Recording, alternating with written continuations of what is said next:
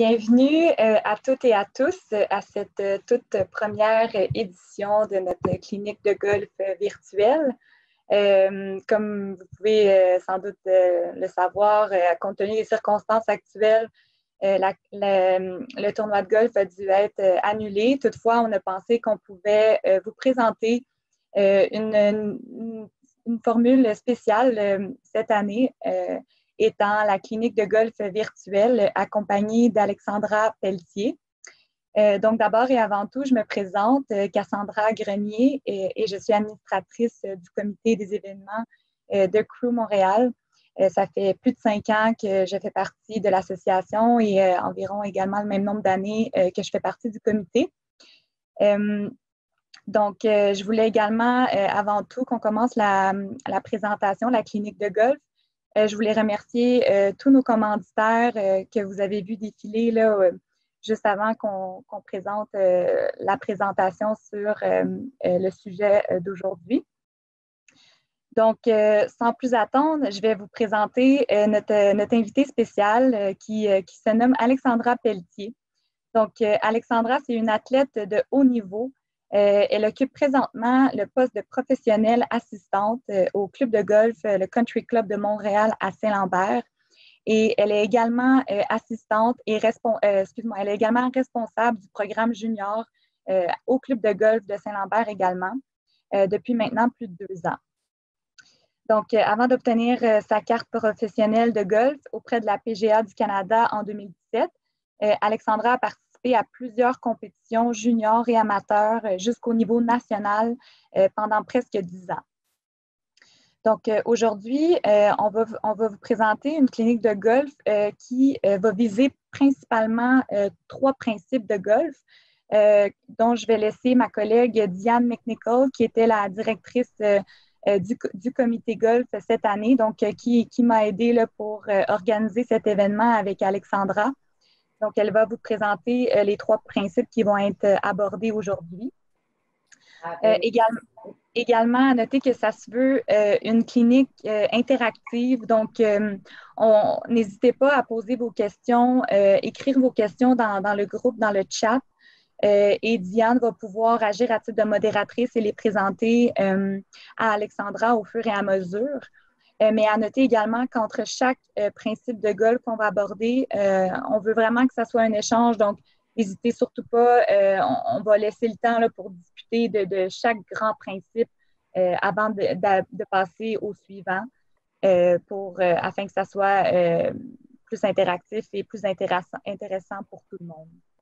Donc, Diane, je vais te laisser la parole pour que tu puisses présenter nos 3 petites capsules d'aujourd'hui. Merci Cassandra. Donc, bonsoir tout le monde. Écoutez, aujourd'hui, c'est ça. À défaut d'être à l'extérieur, on est de façon virtuelle. Alors que quand Cassandra m'a demandé mon aide, en fait, là, pour monter les capsules, l'idée derrière tout ça, c'est qu'on voulait rejoindre autant le golfeur amateur que le golfeur intermédiaire. Donc, on a voulu aller chercher vraiment là, 3 différents thèmes, dont le premier qui est le plus important, à mon avis, qui est la base, donc la prise et la posture. Donc, vous allez voir défiler pendant la présentation autant la posture, pas la posture, mais la prise pour les gauchers autant que les droitiers. Par la suite, la deuxième capsule, on va voir l'élan complet. Donc, ça va inclure vraiment le mouvement arrière suivi de l'impact sur la balle. Encore une fois, entre chaque capsule, on va vous donner l'opportunité de poser des questions. Vous pouvez nous les envoyer par chat et puis moi, je vais les adresser directement à Alexandra. Et on va terminer avec le jeu court. Le jeu court, on va voir le chipping et le putting. Et au niveau du chipping, on va voir autant là, comment j'avais dit ça, Alexandra? C'est les levées courts et... Oui, les approches roulées et les approches lobées. Oui, exactement. Ça, on va regarder les 2 différents. C'est ça. Et les approches... lobées. Merci. Donc, alors, c'est vraiment les 3 capsules qu'on va voir aujourd'hui. Donc, et on a la chance d'avoir notre experte Alexandra avec nous. Donc, sur ce, ma belle, je te laisse la parole. Merci beaucoup. Merci à Cassandra. Merci à Diane de m'avoir invitée à participer à cet événement-là avec vous. Bonjour à vous. J'espère que votre saison de golf s'est bien débutée, bien que tardivement. On a été choyés quand même avec la météo cette année. Cassandra a déjà présenté un petit peu ce que j'ai fait dans le passé avec la compétition. Mais mon objectif en tant qu'enseignante, c'est surtout de donner les outils aux gens pour qu'ils aient plus de plaisir possible sur le parcours de golf. Bien que j'ai fait de la compétition de haut niveau, la réalité, c'est que si on n'a pas de plaisir sur un terrain de golf, peu importe le score qu'on va appliquer sur la carte, la ronde ne sera pas aussi joyeuse, puis on ne profitera pas autant de notre petite bière après si on ne s'est pas amusé pendant 18 trous. Donc, c'est mon objectif avec vous aujourd'hui, c'est de vous donner des petits conseils dans des aspects spécifiques du jeu pour tout type de golfeur pour que vos prochaines rondes de golf soient de plus en plus plaisantes là, pour le reste de la saison. Donc, c'est moi qui ai le contrôle des diapos. Donc, si vous avez des questions, Diane va pouvoir m'interrompre sans aucun problème avec les différentes questions et on va pouvoir se promener de une à l'autre. Donc, même si vous cogitez sur une question, on va pouvoir revenir sans aucun problème à votre demande. Là, ça va me faire grandement plaisir. Donc, la présentation va vous être disponible, je crois, aussi par la suite, si vous voulez y revenir. Des petites informations qui sont déjà là, mais qu'on vous a déjà mentionnées. Donc, pour débuter, première capsule, on parle de prise et posture.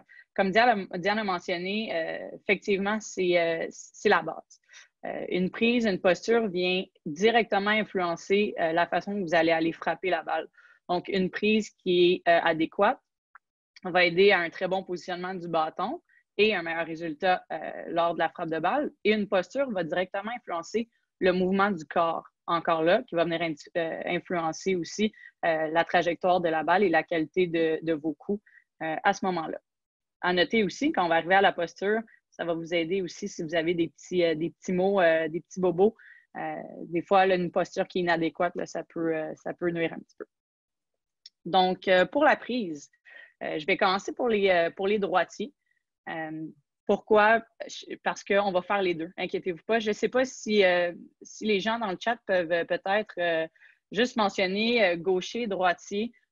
On va pouvoir, Diane va pouvoir me le mentionner là, rapidement, voir la proportion. Mais normalement, au Québec, c'est assez élevé au niveau des gauchers. Donc, on va prendre le temps de bien vous expliquer des deux côtés. Donc, pour la prise, pour les droitiers, les 4 images que vous avez devant vous représentent les différentes étapes pour bien installer vos mains sur votre bâton. Une chose importante avant même de positionner ces mains, c'est de comprendre quel rôle nos mains ont. Donc, la main gauche pour les droitiers, donc la main de votre gant ou la main qui est sur le haut de votre bâton, c'est vraiment la main qui va tenir le bâton, si je peux me permettre d'utiliser cette expression-là. C'est celle-là qui va permettre au bâton de suivre le mouvement de votre corps. Votre main droite, donc la main qui va être la partie la plus basse du bâton, votre main qui n'a pas de gants, normalement, ça va être ce qui va venir influencer directement la face de votre bâton.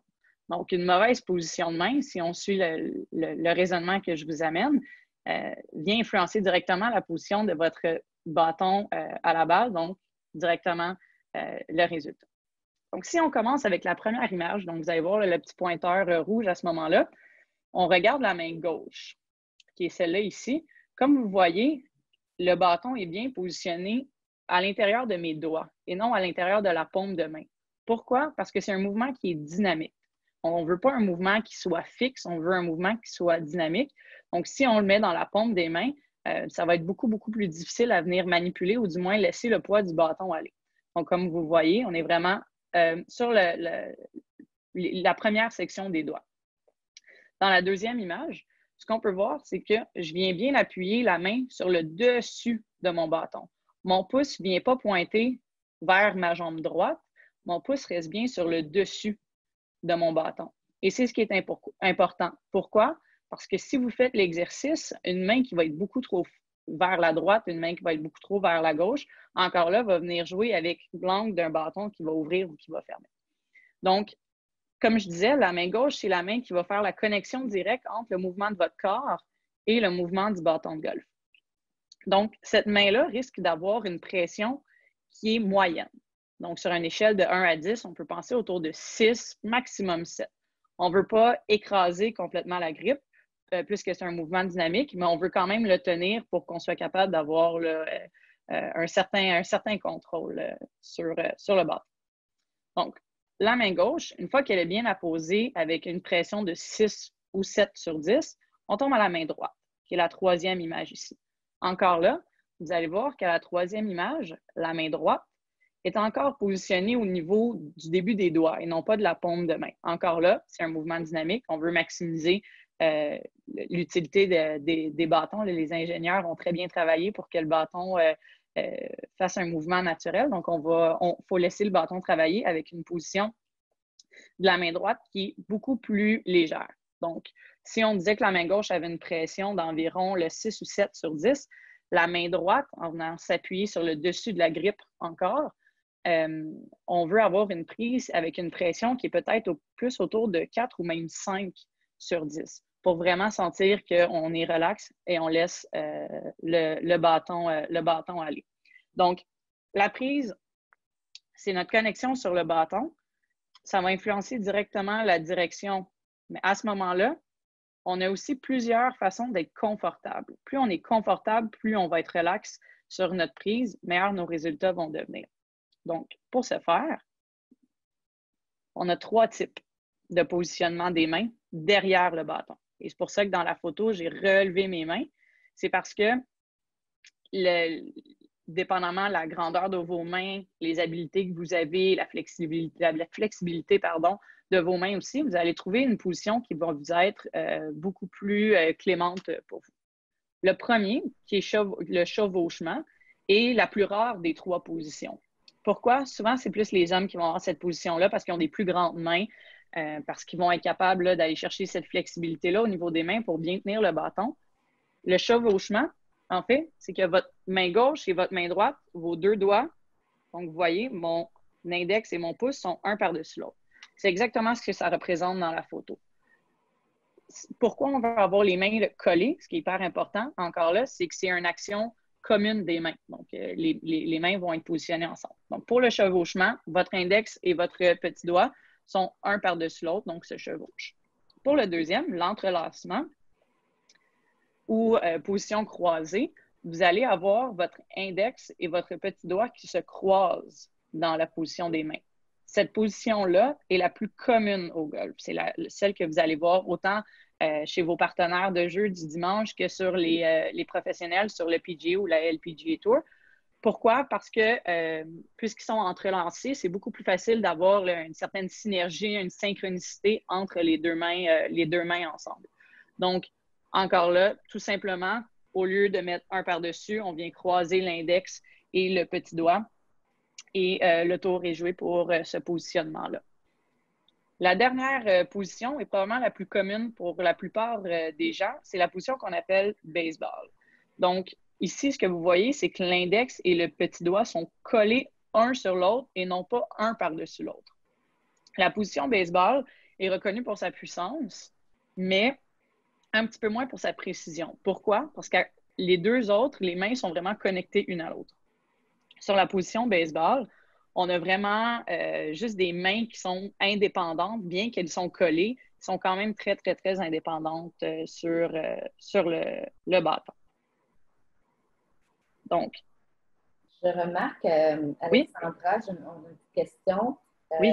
Ce qui est important aussi, c'est la hauteur des mains sur le bâton. Tu sais, il y a des gens qui ont tendance à couper le bâton. Là, je vois que... Oui, moi, en fait, j'ai l'habitude, là, si vous regardez sur la photo du milieu, je pense que c'est une excellente question. Mais ma main, là, on voit quand même le bout de mon bâton. Pourquoi? Parce que si on revient, par exemple, là, aux photos précédentes, donnez-moi juste un petit instant,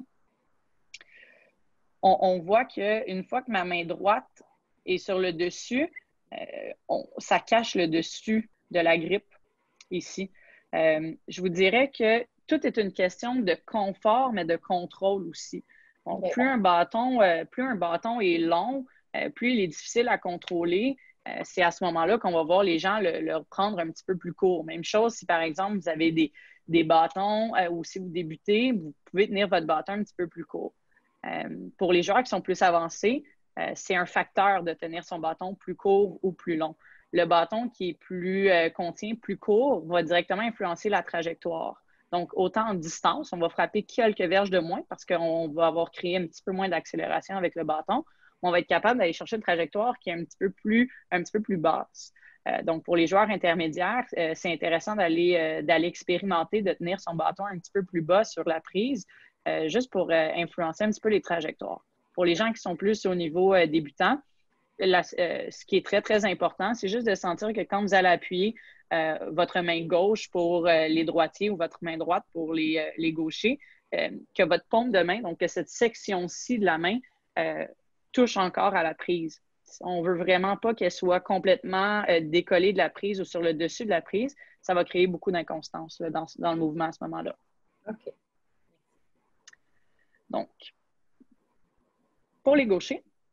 Donc, pour les gauchers, on a mis deux photos. Le principe est vraiment le même là, au niveau de l'entrelacement et du baseball.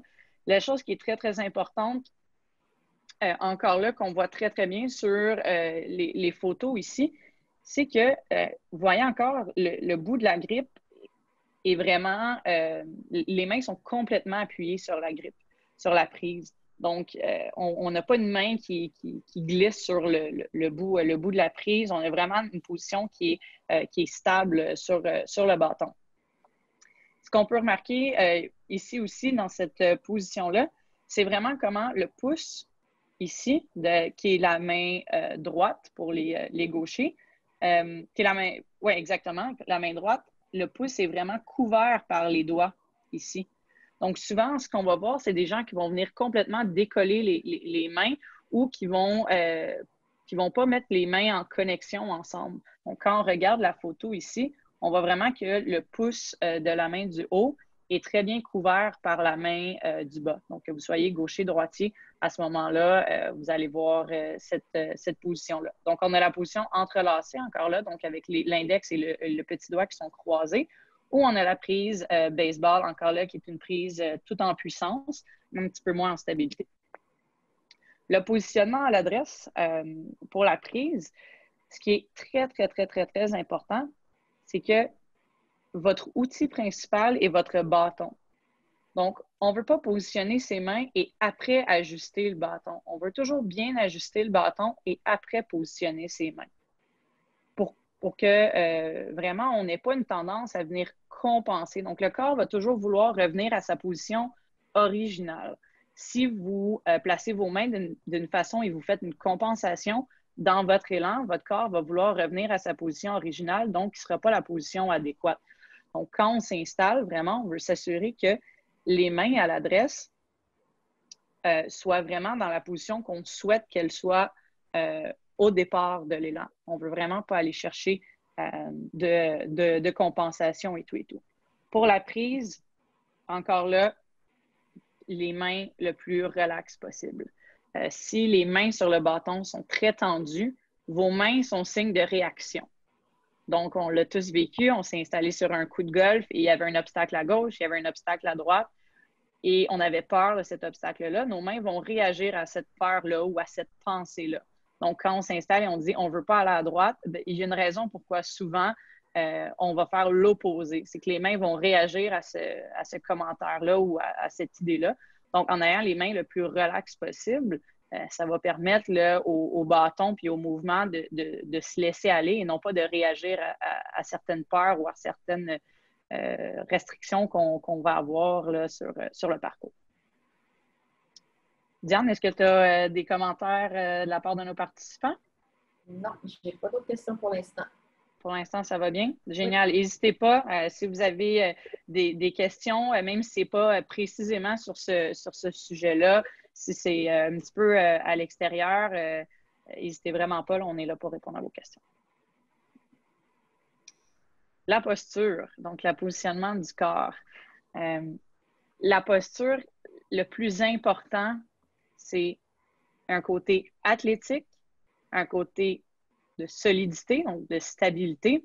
Et on veut aussi s'assurer qu'on est relax. Un peu comme je disais tantôt, plus notre corps est tendu, plus notre corps va devenir en mode réactif. Et nous, ce n'est pas ce qu'on veut. On veut faire un mouvement qui est dynamique et qui est un laisser-aller. C'est la plus grande difficulté avec le golf, c'est de laisser aller les choses. Mais avec une bonne posture où on peut vraiment relaxer et non pas créer de tension dans notre corps, ça va aider énormément.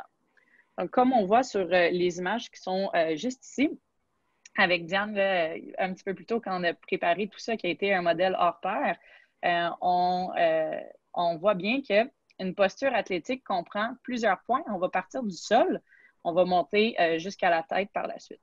Donc, les pieds bien ancrés au sol. On veut sentir que le poids est vraiment à la section noire des chaussures de Diane, donc qui représente les lacets des chaussures. Pourquoi on ne veut pas sur les talons? Pourquoi on ne veut pas sur les bouts? Une question d'équilibre encore là.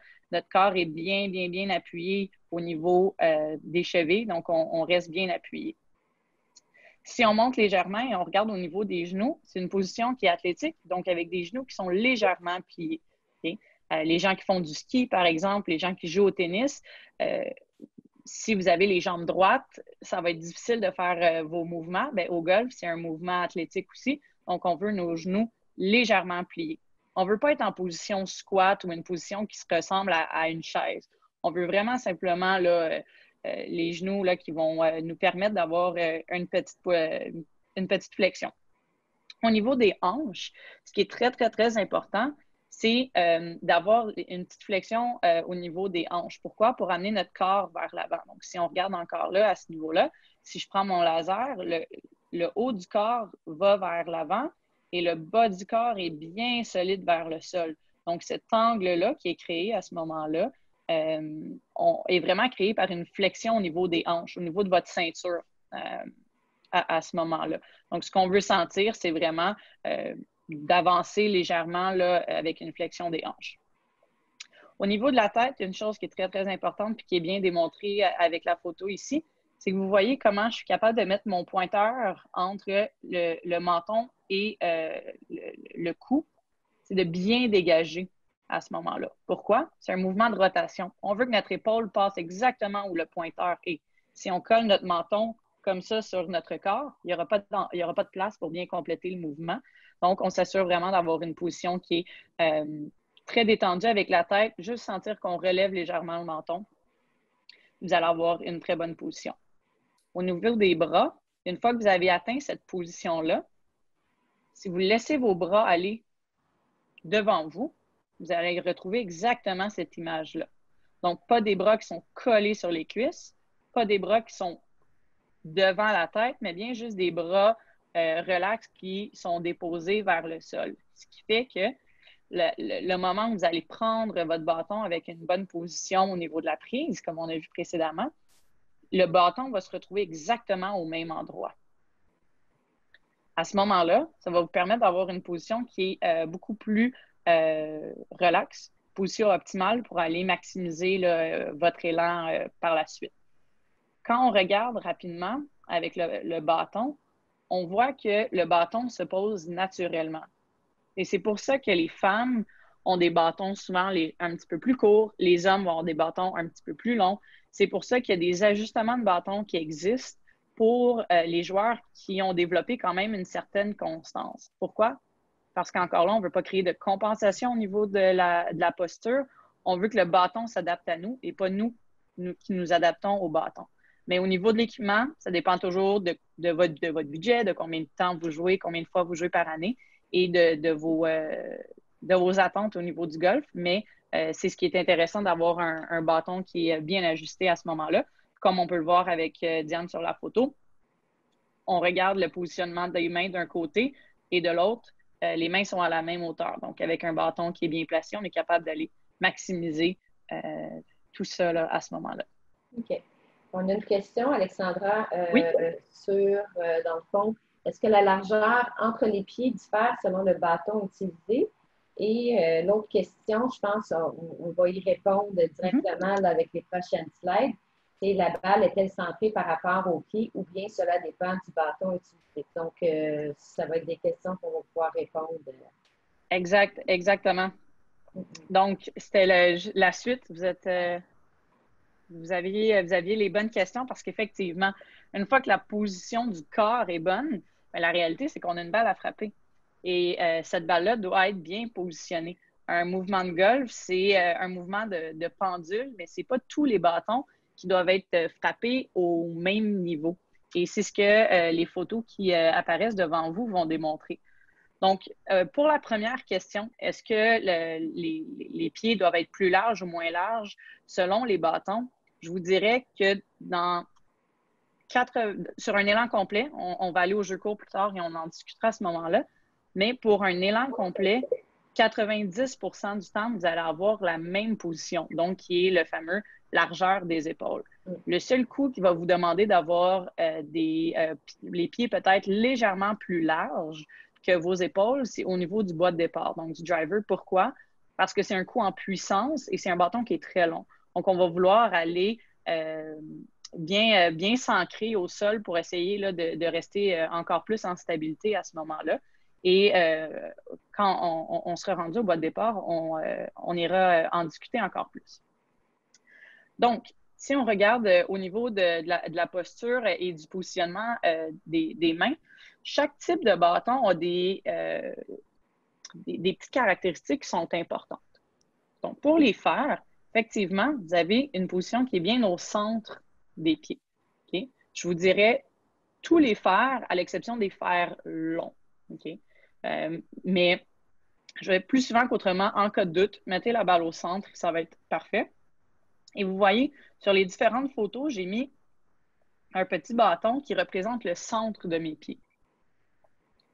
Avec le fer, comme vous voyez, mes mains sont devant la balle. Donc, si je prends mon laser et je le descends tout droit, mes mains sont vraiment devant la balle. Pourquoi? Parce que la composition d'un fer nous force à arriver à frapper la balle en descendant. Et c'est la raison pourquoi la position de balle est au centre, c'est qu'on veut frapper la balle avant de frapper le sol. Si la balle est trop devant, bon, on va frapper le sol avant de frapper la balle. Et pour tout golfeur, ce n'est pas ce qu'on préfère. Donc, important d'avoir les mains qui sont vraiment bien là, appuyées. Je vous dirais, la meilleure référence, c'est de sentir que le prolongement suit votre bras avant. Donc, si vous êtes droitier, votre bâton devrait suivre le prolongement de votre bras gauche. Si vous êtes gaucher, votre bâton devrait suivre le prolongement de votre bras droit. Autre chose qui est très importante avec les fers, c'est d'avoir en fait, c'est avec tous les bâtons, c'est d'avoir le centre de gravité du corps qui suit la balle. Donc, si la balle est bien au centre, on ne veut pas appuyer notre poids derrière. Donc, je ne veux jamais voir ma tête reculer. Et ça, il y a plusieurs gens qui vont le faire parce que si je recule ma tête, mon centre vient de bouger. Et si on vient bouger, on vient influencer directement où je vais frapper au sol. Même chose si ma tête est trop devant et mon centre devient trop devant, je risque de frapper le dessus de la balle. Donc, les gens qui ont l'habitude de topper la balle, là, si je peux me permettre cette expression-là, de caloter la balle en bon français, c'est peut-être une des raisons avec une position de la tête qui n'est pas par-dessus la balle, mais qui peut être un peu plus derrière, un peu plus devant avec les fers. Ça peut être à investiguer si vous avez raté la balle à quelques moments. Ça, devant un miroir à la maison, vous pouvez toujours regarder ou demander à vos collègues quand vous allez jouer au golf. Puis juste pour le bénéfice, Alexandra, oui? de nos membres, c'est un fer long. C'est quoi la différence entre un fer long? Oui. Ce qu'on considère un fer, on sépare les fers en trois. Donc, je vous dirais tout ce qui est wedge, donc lob wedge, sand wedge, gap wedge, pitching wedge. Toutes les compagnies ont leur nom jusqu'à un fer 8. C'est un fer qu'on considère comme un fer court. Donc, c'est une balle qui va être positionnée vraiment, vraiment, vraiment au centre. Un fer moyen qu'on appelle un fer 7, un fer 6, aussi va être joué au centre à ce moment-là. Un fer plus long, pour les plus jeunes, on ne se rend pas jusqu'au fer 1, mais donc un fer 3, un fer 4 et un fer 5, c'est ce qu'on considère un fer plus long. La balle peut être jouée quelques millimètres devant, juste parce que le bâton est un petit peu plus long. On veut acheter du temps. En fait, la position de balle, c'est pour ça que c'est important. C'est qu'on veut donner le bon temps au bâton de venir frapper la balle. C'est pour ça qu'un bâton qui est plus long, comme le bois de départ ou les hybrides ou les bois d'allée, on met la balle un petit peu plus en avance parce que le bâton a besoin de plus de temps pour venir se placer. Donc, un fer long, c'est vraiment un fer qui va être un fer 5 et plus. un fer moyen et court qui va être un fer 6 et moins jusqu'à vos wedges. Tout ça là, va être joué bien, bien au centre. Puis j'ai Michel qui nous dit, bon, pour les hybrides, on place la balle comme pour les fers, point d'interrogation, mais tu vas voir, Michel, il y a une petite nuance qu'Alexandra va expliquer. Exactement. En fait, les hybrides et les bois d'allée sont normalement joués un petit peu plus au premier tiers de vos pieds. Pourquoi? C'est la conception. Le bâton, comme votre hybride ou votre bois d'allée, a vraiment une surface qui est plate et qui est allongée derrière, vraiment comme une plateforme ou une secoupe. Tandis qu'un fer, c'est vraiment tranché. Donc, c'est vraiment un coin. La conception d'un fer, c'est vraiment un coin qui vient rentrer dans le gazon. L'objectif d'un hybride et d'un bois, c'est que ces bâtons-là vont venir glisser sur le gazon. Donc, la nuance entre les deux, c'est pour ça que c'est une très bonne question à poser, surtout pour les hybrides, parce qu'on s'est fait dire et on le dit qu'un hybride remplace toujours un fer. Et c'est vrai. Par contre, comment le bâton arrive à la balle varie. Donc, on veut vraiment s'assurer que si on a un hybride ou un bois, qu'on joue au premier tiers. Donc, encore là, j'ai mon bâton qui représente le centre. Si je fais une ligne ici, mon bâton est vraiment plus au niveau du tiers vers votre pied avant, donc vers votre pied gauche, un petit peu plus proche de votre pied gauche si vous êtes droitier, un petit peu plus proche de votre pied droit si vous êtes gaucher à ce moment-là. Et encore là, ce qui est très important avec un bois ou un hybride, c'est d'avoir les mains égales à la balle. Pourquoi? Encore là, on ne veut pas venir assommer la balle, on veut vraiment laisser le bâton glisser sur le gazon. Si mes mains, au contraire, seraient trop vers l'avant, je viendrais frapper la balle et après le gazon, ça donnerait une trajectoire là, qui est très basse. Donc, si vous avez la difficulté à aller chercher de la hauteur avec vos hybrides, avec vos bois d'allée, c'est peut-être une chose que vous pourriez regarder là, à votre prochaine visite sur le parcours. Okay. Oui? Ça répondait aux questions? Oui. Génial. Le troisième, le bois de départ. C'est probablement le positionnement que les gens négligent le plus. Pourquoi? Parce qu'on a un tee. Avec le tee, on peut jouer avec la hauteur et on se dit, bon, mais mon tee est trop haut, mon tee est trop bas. Ce qui est important avec un bois de départ, c'est qu'il vise l'intérieur de votre talon avant. Donc, encore là, si je regarde le talon de ma chaussure qui est ici, la balle va être bien à ce niveau-là. Pourquoi? Si je prends encore l'idée d'une pendule ou d'un U, on veut frapper la balle sur le bois de départ en montant vers la balle. Donc, on ne veut pas frapper la balle et frapper le sol. Au contraire, on veut frapper la balle et pousser la balle vers le haut, un peu comme un canon. Donc, si on pense à un canon, le canon va toujours être en angle vers le haut pour avoir une projection de balle qui est en puissance. Même chose avec le driver, c'est comme ça que les bâtons sont conçus aussi par les compagnies. Donc, si on regarde le positionnement de la balle, ma balle va toujours là, dépasser d'environ la moitié mon bois de départ, ce qui est la norme. Vous pouvez toujours ajuster plus haut, plus bas. L'important, c'est que vous ayez le résultat que vous souhaitez à ce moment-là. Et si vous regardez, mon centre, donc ma tête, est derrière la balle. Pourquoi? Encore là, parce que je veux frapper la balle vers le haut. Donc, je veux vraiment avoir un mouvement où ma balle va pousser comme un canon, comme une projection. Si ma tête, au contraire, suit la balle et ma tête serait où le pointeur se présente, je frapperais la balle et après le sol avec un driver, un bois de départ qui n'a pas beaucoup d'angle, la balle ne se rendrait pas assez longtemps dans les airs pour faire une certaine distance. Elle tomberait directement au sol. Donc, encore dans l'idée de frapper la balle vers le haut, donc avec un mouvement qui monte dans notre élan, on est capable d'aller chercher complètement une autre dimension avec un centre de gravité qui est bien au centre. Parfait. Tout est bon pour la posture, positionnement. Tout fonctionne bien? Oui, je n'ai pas d'autres questions. En d'autres questions? Comme tu disais, là, on remarque pour le bois de départ que tes pieds sont plus larges, un peu plus larges que tes épaules, comme dans le fond, on posait, on a dit, quelqu'un qui posait la question tantôt pour la largeur entre les pieds, ça c'est correct. Exact, exact. Donc, simplement sur driver, vous pouvez mettre un petit peu plus large, encore là, dans la posture où on veut rester en stabilité, mais il n'y a pas rien qui vient influencer le autre à ce moment-là. OK. Il n'y a pas d'autres questions. Génial. Un peu comme je disais, juste pour bien comparer. Donc, le fer qui est vraiment joué au centre, le hybride ou le bois d'allée qui est vraiment joué au premier tiers et le driver qui est vraiment joué au niveau du talon gauche. Ça va venir là, influencer directement là, la qualité de votre impact avec la balle. Parfait. En même temps, si vous avez besoin toujours de vous en rappeler, là, ça va vous être disponible par la suite. Donc, voici en vidéo un petit peu là, comment je vais bien l'installer. Ce qu'on se rend compte vraiment quand j'utilise cette vidéo-là, donnez-moi juste un petit instant, je vais enlever le pointeur, c'est que je prends le temps de bien positionner mon bâton et par la suite, je me mets vraiment à positionner mes mains. Encore là, comme je disais au début, notre outil numéro 1 est notre bâton. Une fois qu'on a bien placé nos doigts, donc moi, j'entrelace mes doigts là, sur mon bâton, je vais venir positionner mes pieds pour aller chercher la position de balle optimale.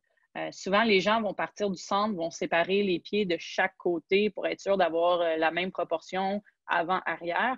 Libre à vous. L'important, c'est d'avoir une bonne position de balle. Et comme on remarque sur la vidéo aussi, au niveau du bras, mes mains sont vraiment vers l'avant. Donc, le prolongement de la tige, je suis vraiment mon bras gauche à ce moment-là.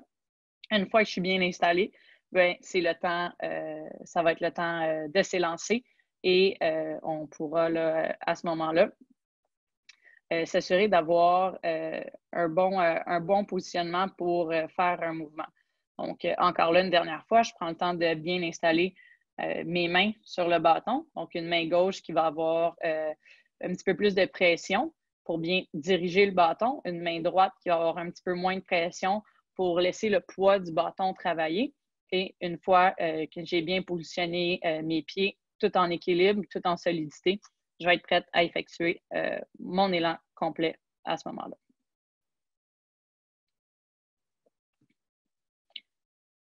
Donc, sur cette vidéo-ci, j'ai répété la même chose que j'ai fait sur la première vidéo.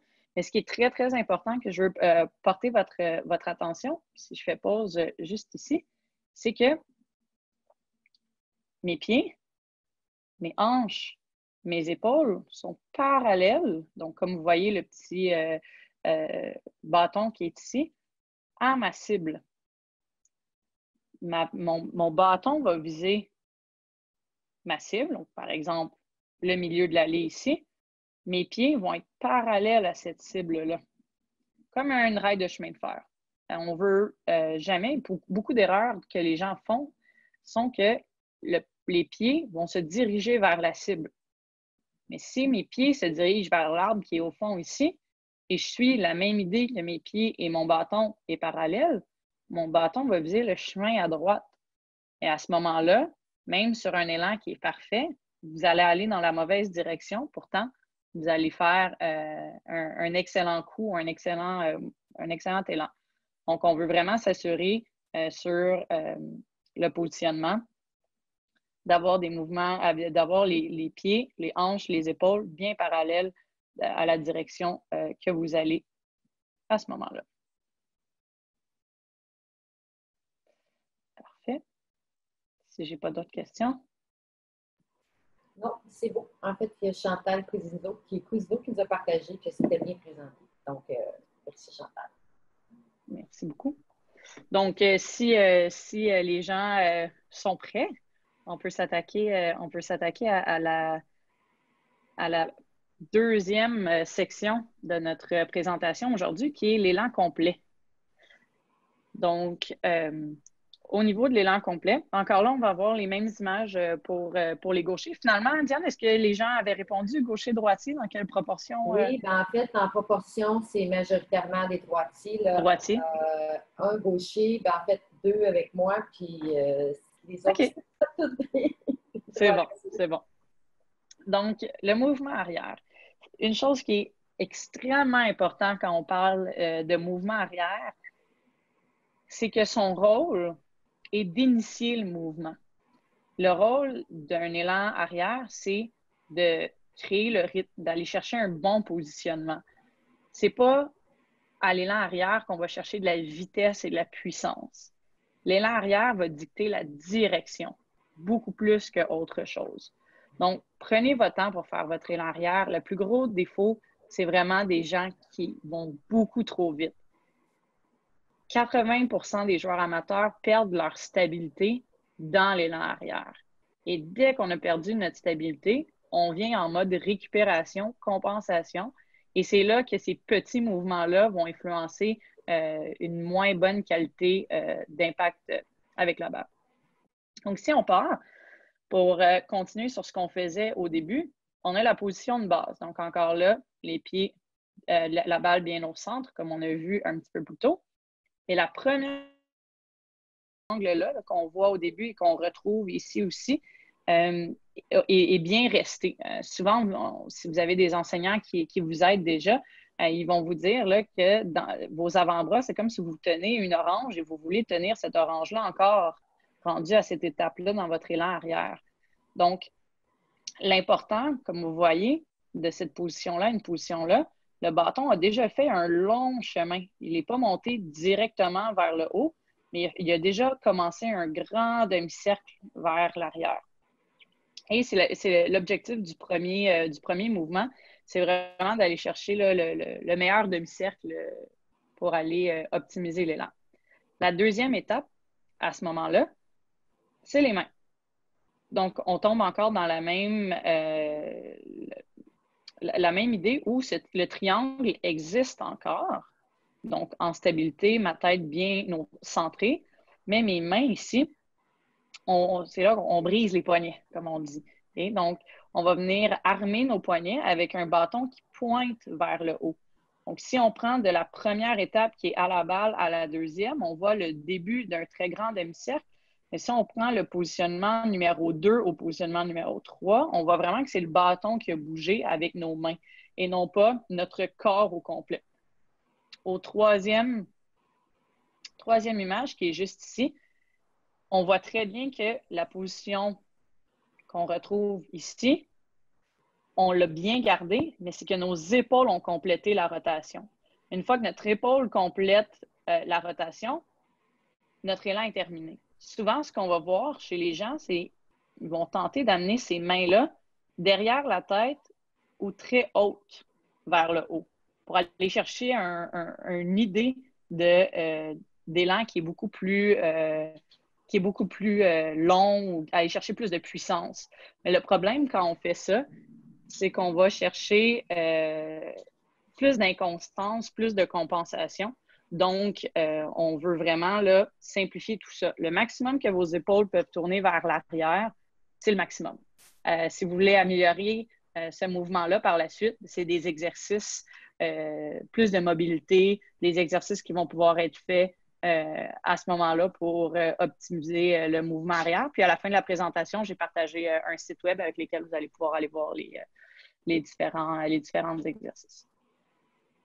Est-ce que pour le mouvement arrière, ça fonctionnait? Vous aviez des petites questions? Une question aussi de Chantal. Dans l'élan arrière, les pieds restent collés au sol? Oui, exactement. Très, très, très important. L'élan arrière, on parlait au début que c'était pour de la stabilité. On veut garder le plus possible les deux pieds au sol. Pour aller, souvent, on va venir décoller le pied avant, donc le pied gauche pour les droitiers. On va aller le décoller parce qu'il va nous manquer d'amplitude, il va nous manquer de mouvement derrière. Et ça revient un petit peu à ce que je disais sur la dernière photo ici. Si vous n'êtes pas capable d'aller plus loin, c'est vraiment votre maximum, restez-en là. Vous allez avoir des contacts avec la balle qui sont beaucoup plus solides si vous restez stable, même si vous allez chercher moins de mouvement vers l'arrière, que si vous essayez d'aller chercher trop de mouvement vers l'arrière, mais que vous n'avez aucune stabilité au niveau du bas de corps. C'est le même principe que si j'essaie de tirer une élastique sur une paille ou j'essaie de tirer un élastique sur un morceau de bois, il y en a un qui va faire plus de distance que l'autre. Pourtant, c'est la même élastique puis probablement le même mouvement arrière. C'est juste que la base va être beaucoup moins stable. Donc, on préconise toujours la base à ce moment-là. Mais une chose qui est importante, c'est de laisser les hanches tourner. Et sur la dernière image, c'est ce qu'on voit. Donc, les épaules ont tourné, les hanches ont tourné légèrement. Souvent, les gens vont dire « Oh non, il faut que le bas ne bouge pas du tout, du tout. » C'est ça qui crée une limitation.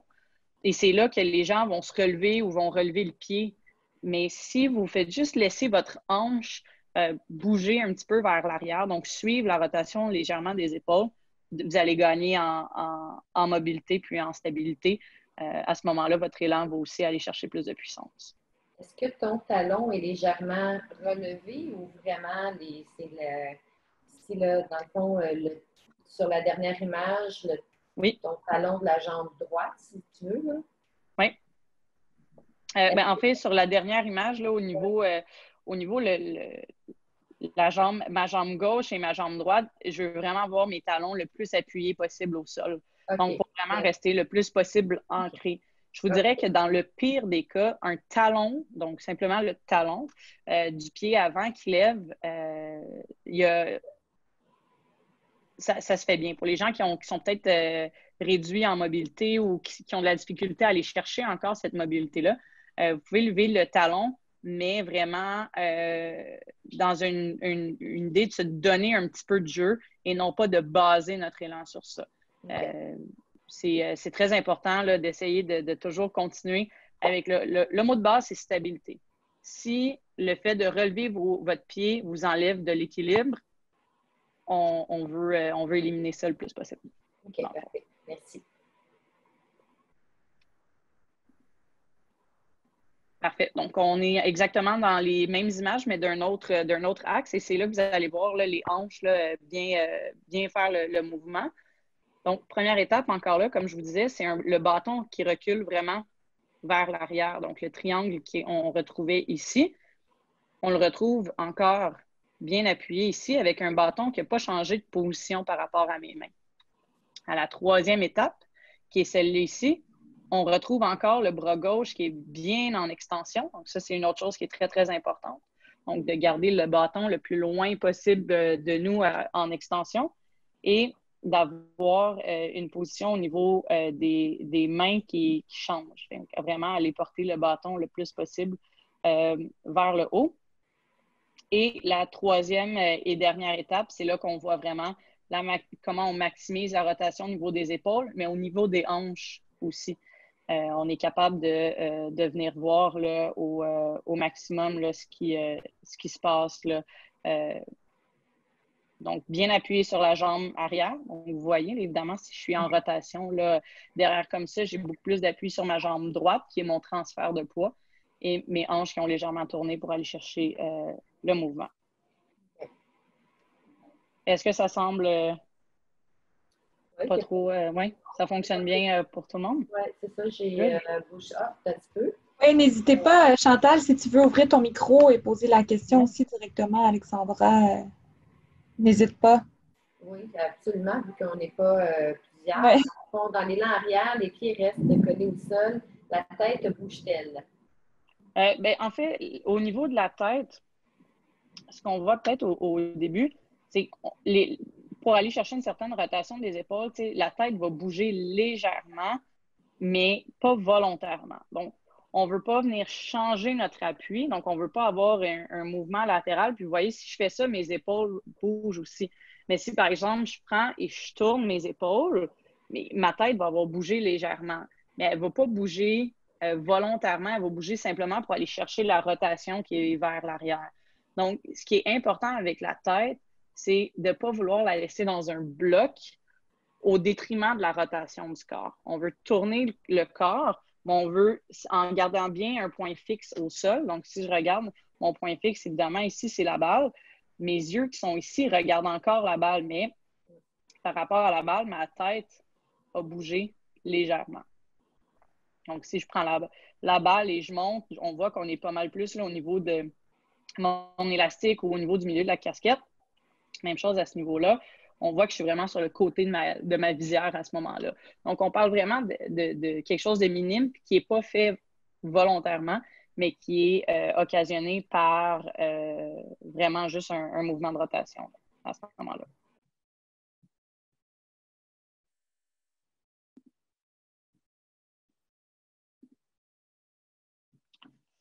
Donc, pour les gauchers, même principe encore, là, on voit vraiment là, le triangle derrière qui est bien fait là, par Diane. Par la suite, on voit vraiment que c'est ici qu'il y a une action des mains. Donc, l'action des mains vient très tardive dans le mouvement arrière. Ce n'est pas ce qui initie le mouvement arrière. C'est vraiment là, la deuxième étape du mouvement. Et on vient compléter par une rotation des hanches et des épaules. Encore là, ce qu'on voit qui est très important, qui est très bien démontré sur cette photo-là, c'est que la jambe arrière, donc pour Diane à ce moment-là, sa jambe gauche, pour moi en tant que droitière, ça va être ma jambe droite, elle reste très solide. Donc, on ne perd pas la petite flexion qu'on avait au début. On la garde bien solide et ça va nous permettre à ce moment-là d'aller chercher là, une certaine puissance pour faire le mouvement là, vers l'avant. Est-ce que pour les gauchers ou les gens, ça fonctionne aussi? Génial. Donc, encore là, dans un autre angle, on voit encore les 3 positions et on voit encore très bien comment la jambe gauche n'a pas perdu son angle. La jambe arrière est restée encore très, très, très solide. C'est notre point d'appui. Si on perd l'équilibre au niveau de la jambe arrière, c'est là qu'on va perdre beaucoup en constance au niveau de l'impact avec la balle, mais en stabilité aussi. Donc, encore là, juste un petit vidéo où on va exécuter les 3 différentes étapes. Donc, encore là, avec les mains relaxes, une posture relaxe, on va venir faire un mouvement qui est vraiment plus d'aller porter, sentir qu'on va porter le bâton vers l'arrière. Donc, si je prends encore ce mouvement-là et je le mets encore plus au ralenti, vous voyez, c'est vraiment au niveau du haut du corps qui vient chercher le positionnement. Mes mains n'ont absolument pas bougé. C'est vraiment plus le triangle qu'on a fait bouger. Par la suite, on a vu, ça, c'est vraiment une action des mains. Donc, c'est vraiment les mains qui vont venir pointer le bâton vers le haut. Et la 3e étape va vraiment être d'aller compléter. Et ça, c'est le mouvement le plus athlétique que vous allez avoir à faire au golf. Vraiment, là, d'aller chercher de la puissance et c'est là que ça se joue. Donc, non pas en vitesse, mais vraiment en aspect physique. C'est une rotation des épaules. On laisse bien les hanches tourner. Vous voyez même ma jambe gauche rentrer un petit peu vers l'intérieur. L'important, mon pied gauche est encore bien appuyé au sol. Petite question pour toi. Est-ce que ça a besoin d'être un mouvement nécessairement fluide ou à ce niveau-là, compte tenu pour ceux qui sont inexpérimentés comme moi, est-ce que ça peut quasiment être fait consciemment par étape ou est-ce que tu fais ton première étape, après ça, tu tournes tes mains, puis après ça, tu poses. Est-ce que c'est important que ce soit un mouvement fluide ou c'est pas si grave que ça à ce moment-là que ça le soit? Bien, c'est sûr que quand on est rendu à l'étape de la pratique, on peut le décortiquer en étapes pour aller se mettre de plus en plus confortable à chaque étape du mouvement.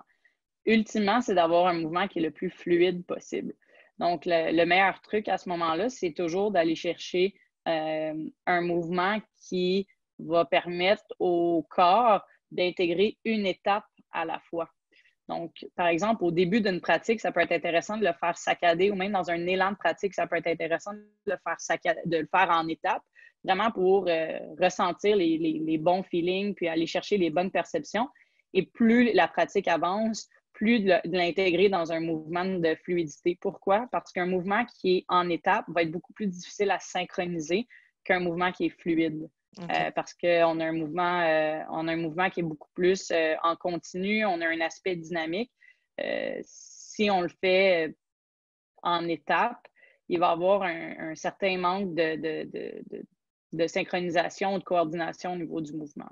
Donc, en élan de pratique, c'est une excellente idée pour commencer. Puis même des fois, de juste faire le premier niveau de l'élan, faire le 2e niveau de l'élan, 3e niveau de l'élan, puis l'intégrer tranquillement dans le mouvement. Ça peut aider grandement. Est-ce que ça répond à votre question? Moi j'aurais une question, Alexandra. Oui. Ce mouvement-là, moi, je suis pas capable, je suis bloquée à... Ouais. Comment qu'on fait pour pratiquer les épaules et tout ça? Moi, je suis tellement concentrée sur la balle, je monte un peu, puis après, si je monte un peu plus, là, ça ne fait rien. Fait que, comment qu'on fait pour se déraidir peux dire ça comme ça. Oui, bien c'est sûr que il y a un aspect physique à tout ça où on a nos propres limites physiques. C'est de la flexibilité plus qu'autre chose. Il n'y a pas vraiment de force physique dans ce mouvement-là. Donc, tout ce qui est étirement au niveau du haut de corps, puis le meilleur exercice, c'est de se mettre complètement dos à un mur. Par exemple, là, j'ai un mur derrière moi et essayer d'aller toucher le plus possible derrière. On peut commencer à 45 degrés du mur, aller le chercher. Si ça va bien, on se met à 90 degrés du mur. On essaie d'aller chercher et à 180 d'aller le chercher aussi. C'est un mouvement qui peut aider énormément. Si vous allez dans un complexe athlétique, c'est un gym, vous pouvez toujours utiliser les exercices de poulie. Donc, avec un poids qui est très, très faible, juste vraiment d'aller chercher, c'est vraiment au niveau du tronc. On va aller chercher une torsion une rotation au niveau du tronc. C'est de s'habituer à la maison avec des ballons, des coussins. Vraiment juste de prendre puis d'essayer de, quand ça commence à être serré, de le tenir, d'aller chercher un petit peu plus loin à chaque fois. Puis ça va directement influencer la capacité lors de l'élan arrière là, pour aller chercher ça. Parfait, merci beaucoup. Bien, ça fait plaisir. Donc, cette vidéo, on l'avait vue. Donc, tu sais, là, c'est vraiment où on le voit là, dans un mouvement qui est beaucoup plus continu. Le premier, je l'avais fait vraiment par étapes. On va vraiment dans un mouvement qui est continu où il y a pas un moment qui va plus vite que l'autre. C'est un mouvement qui est très, très stable. Donc, si je recommence du début, c'est une vitesse qui est constante en tout point. L'accélération va vraiment venir beaucoup plus tard dans le mouvement de golf. Donc, on monte assez vite pour se donner du rythme, mais pas pour aller chercher de la vitesse. On ne veut pas se déstabiliser non plus.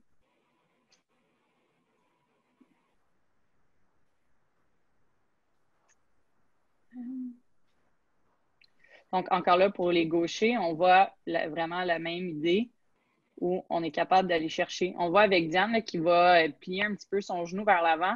C'est un mouvement qui peut aider énormément pour aller chercher un petit peu en mobilité. Ce qu'on ne veut pas, c'est le poids qui vient se déposer sur le devant des pieds, d'être sur le bout des pieds.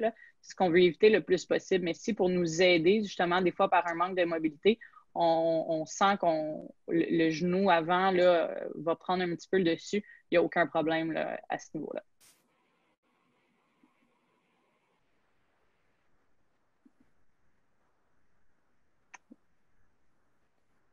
Donc, même chose ici.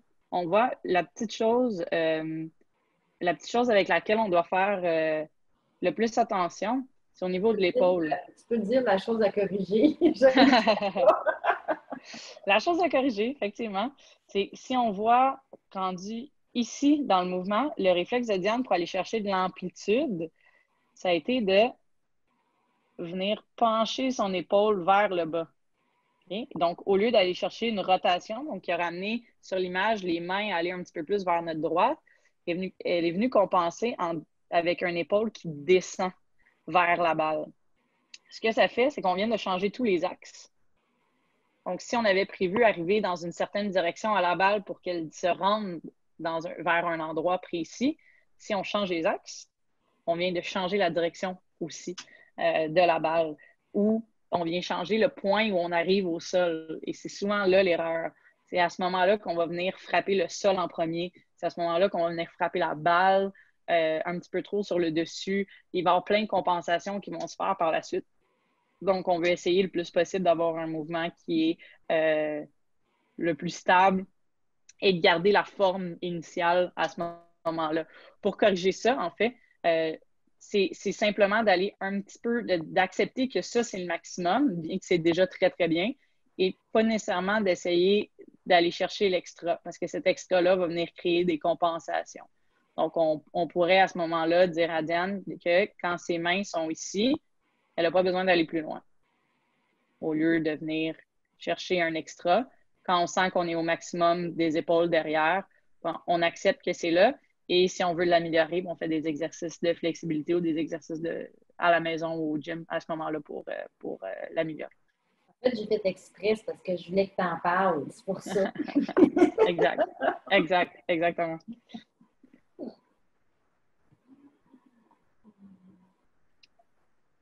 Et c'est bien parce que ça répond à ma question, parce que souvent, ça arrive que je vais frapper le sol un peu avant mon impact sur la balle. Donc, c'est directement relié à ma rotation au niveau de l'épaule. Parfait. Je veux juste voir parce que je pense que mes AirPods ont lâché. Est-ce que vous m'entendez? Oui. OK, parfait. C'est bon. Parce que les écouteurs ont lâché. Donc, on va serrer tout ça. On va y aller avec l'ordinateur. Donc, pour l'élan complet, la deuxième étape, c'était l'impact sur la balle. Donc, encore là, le moment le plus important, mais qui est souvent trop qu'on essaie d'anticiper ou qu'on essaie de provoquer nous-mêmes. La réalité, c'est que l'élan de golf a été conçu pour que la balle se retrouve au même moment que le bâton, au même endroit. Donc, si on essaie de provoquer ce moment-là, on vient contre la nature du bâton de golf ou de l'élan de golf. Et c'est là qu'il y a des compensations qui se créent et c'est là que c'est plus difficile d'aller chercher de la constance. Donc, si on regarde au niveau de la première image, ici, on est donc au même point qu'on était tantôt au niveau de l'élan arrière et on va chercher le premier mouvement qui est une descente. Et ce qu'on voit, c'est mon épaule gauche, donc je suis droitière, mon épaule gauche qui est sous mon menton ou sous ma casquette dans l'image, est venue s'ouvrir. Donc, mes épaules sont, comme on dit, on détourne les épaules. Donc, c'est vraiment un mouvement de rotation dans l'autre direction qui vient s'initier. Mes mains, l'angle ici, si on regarde, existe encore. Donc, mes mains n'ont pas changé. Ce n'est pas mes mains qui ont initié le mouvement. C'est vraiment mes épaules et mes hanches qui ont changé de direction. Mes mains ont resté encore dans la position qu'on avait au-dessus de l'élan. Et par la suite, mes mains sont venues changer de position. Donc, ouverture des épaules et des hanches vers l'avant. Et c'est qu'on remarque, une fois qu'on arrive à la balle, ma tête encore bien, qui regarde encore bien le sol, qui est encore bien au sol, et un corps qui est très, très ouvert vers l'avant pour laisser de l'espace au bâton aller. On va le voir dans l'autre angle aussi. Si l'élan, le corps n'est pas assez ouvert, il n'y aura pas assez d'espace, c'est vos mains qui vont prendre le dessus. Et dès que les mains prennent le dessus, c'est beaucoup plus difficile à ce moment-là de prévoir ce qui va se passer. On va tomber vraiment en mode réaction.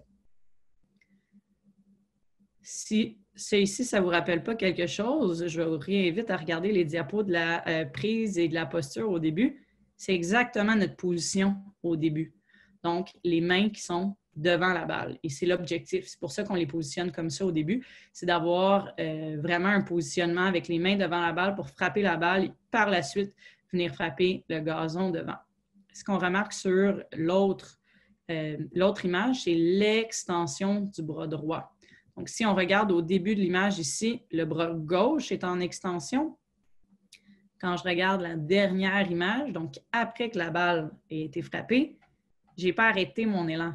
J'ai continué de pousser le bâton le plus loin possible avec une extension du bras droit. Souvent, ce qu'on va remarquer, c'est que les gens, une fois que la balle va être frappée, ils vont venir juste plier les bras vers eux, venir coller le bâton comme ça ici. La problématique, c'est que le bâton est beaucoup plus loin que nos mains. Donc, si nos mains bougent rapidement, le bâton n'est peut-être pas encore rendu à la balle. Donc, c'est pour ça qu'on va aller chercher l'extension juste pour donner le temps au bâton de bien venir se positionner à travers la balle. Et une fois que tout ça c'est fait, après, on a notre signature sur la finition de notre élan. Une chose qui est très importante à regarder aussi, autre que l'extension du bâton, c'est la tête. Ma tête ne suit pas le bâton, ma tête ne suit pas la balle. Donc, ce n'est pas vrai qu'il faut regarder la balle. Il faut regarder le point où on veut frapper la balle. Donc, mes yeux, à ce moment-là, sont encore où le pointeur est visé, donc bien au sol, pour bien compléter le mouvement. Le corps fait une chose sur deux. Soit il tourne, soit il monte ou il descend. La seconde où ma tête relève, mon corps arrête de tourner. Donc, si ma tête reste bien au sol, je donne la chance à mon corps de bien compléter sa rotation. Ce mouvement-là est important, surtout pour une chose. Oui, le contact avec la balle, mais la puissance. Pourquoi? Parce que si je suis capable de me rendre à cette position-là, c'est que j'ai maximisé la rotation de mon corps, donc la force de mon corps. Et c'est là que c'est important. Souvent, les gens, pour être vite, vont utiliser les mains. Les mains sont rapides, mais ne sont pas fortes. On n'est pas... la partie la plus forte de notre corps, c'est nos jambes, c'est nos hanches, c'est notre haut de corps, et non pas simplement nos bras ou nos mains.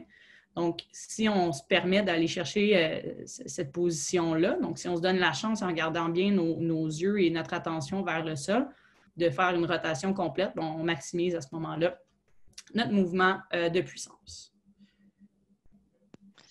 Moi, j'ai une petite question. Quand tu termines ton mouvement, tu as la tête penchée vers le sol.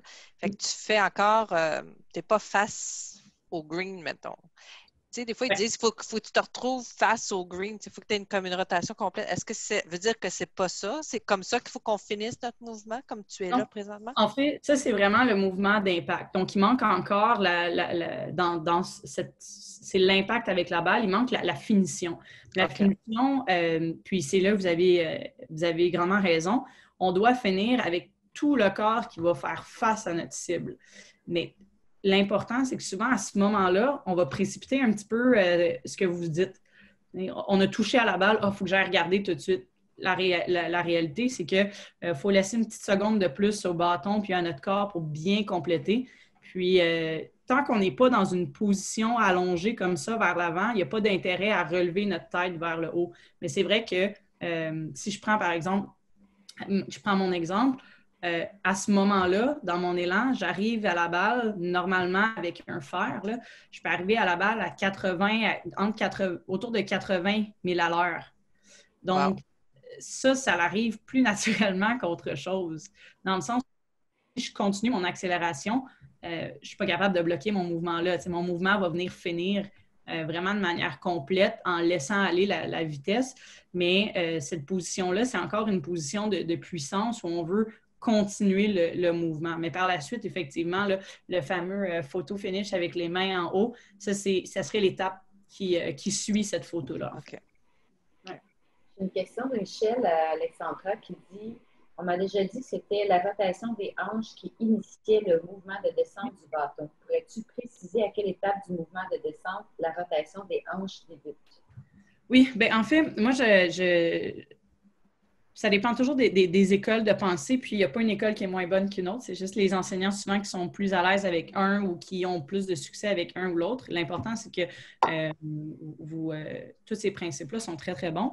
Si on regarde de la première photo à la deuxième et de la deuxième à la troisième, c'est là qu'on voit beaucoup les hanches.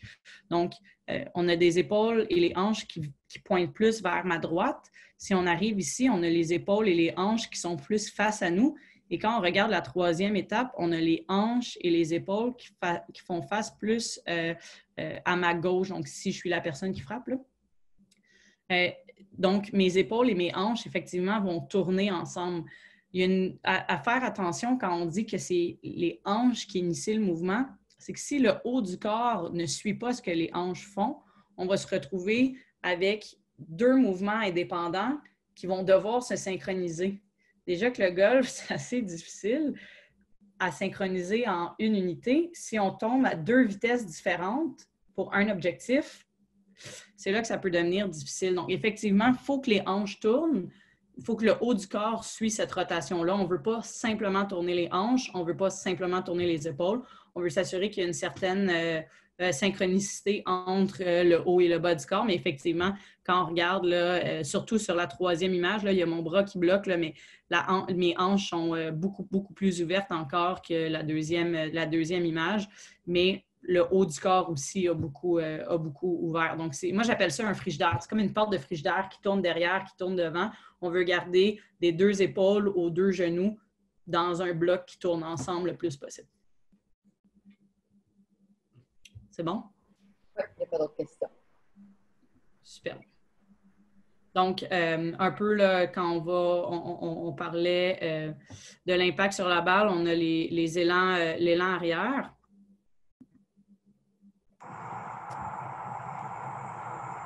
Et quand on revient, on va chercher, et c'est là le mouvement de finition là, que vous m'aviez posé en question un petit peu plus tôt. C'est là qu'il arrive, c'est vraiment dans le laisser-aller final là, du mouvement, dans le fond, où on est capable d'aller chercher le mouvement qui va venir, donc l'ouverture des hanches qu'on parlait un petit peu plus tôt avec les épaules, et c'est surtout là, donc à travers la balle, qui va venir se produire. Donc la balle se retrouve là au milieu des pieds, et c'est là qu'on voit vraiment, on vient allonger. Une fois qu'on a cette position allongée là, là par la suite, on peut laisser le mouvement aller. Donc, si je fais juste continuer, et là, on tombe avec une position où mes yeux, même mes épaules, mais surtout là, le nombril qu'on va dire souvent, là, va venir faire face à notre cible à ce moment-là.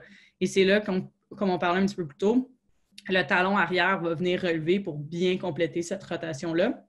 En même temps, c'est un mouvement de puissance. On veut vraiment utiliser le sol pour se pousser vers l'avant et non pas rester les deux pieds complètement au sol.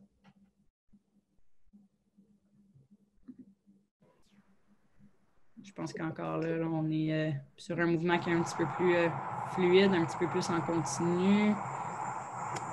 Exactement. Donc, vraiment, d'aller chercher. Puis, comme vous allez voir, je descends. Je ne vais pas vite dans cette partie-là. Je vais aller vite à travers la balle. Donc, c'est vraiment ici que je vais venir accélérer. Donc, de ma hanche droite, donc quand mes mains passent de ma hanche droite à ma hanche gauche, c'est ici que je vais aller chercher l'accélération. Une fois que mes mains sont bien allongées, à ce moment-là, je laisse aller pour venir me positionner en équilibre vers la suite. On dirait dans ton mouvement, quand tu commences à descendre, tu remontes à un moment donné. Est-ce que c'est voulu? C'est-tu pour te repositionner ou c'était pour aller chercher de la vitesse ou je sais pas? C'était surtout, en fait, c'était surtout pour être capable de vous montrer en décortiquant le mouvement. Ah, OK. Que, si je le fais pleine vitesse, puis je ne me rappelle pas si on a une vidéo en pleine vitesse, je penserais... Est-ce qu'on a une vidéo en pleine vitesse? Non, on n'avait pas la vidéo en pleine vitesse, mais un élan complet de ma part à pleine vitesse. Je pars de 0 en haut à 80 000 à l'heure en la descente. C'est très rapide pour voir les subtilités du mouvement.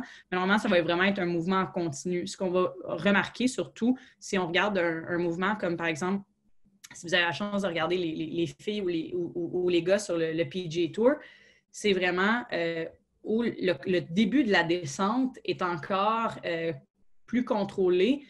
Il va y avoir vraiment un mouvement d'explosion, donc de puissance qui va apparaître peut-être au premier tiers de la descente vers la balle. Ils vont utiliser le deuxième et le troisième tiers pour vraiment maximiser leur vitesse au lieu de perdre toute leur énergie dans le premier tiers et puis en avoir assez pour compléter par la suite.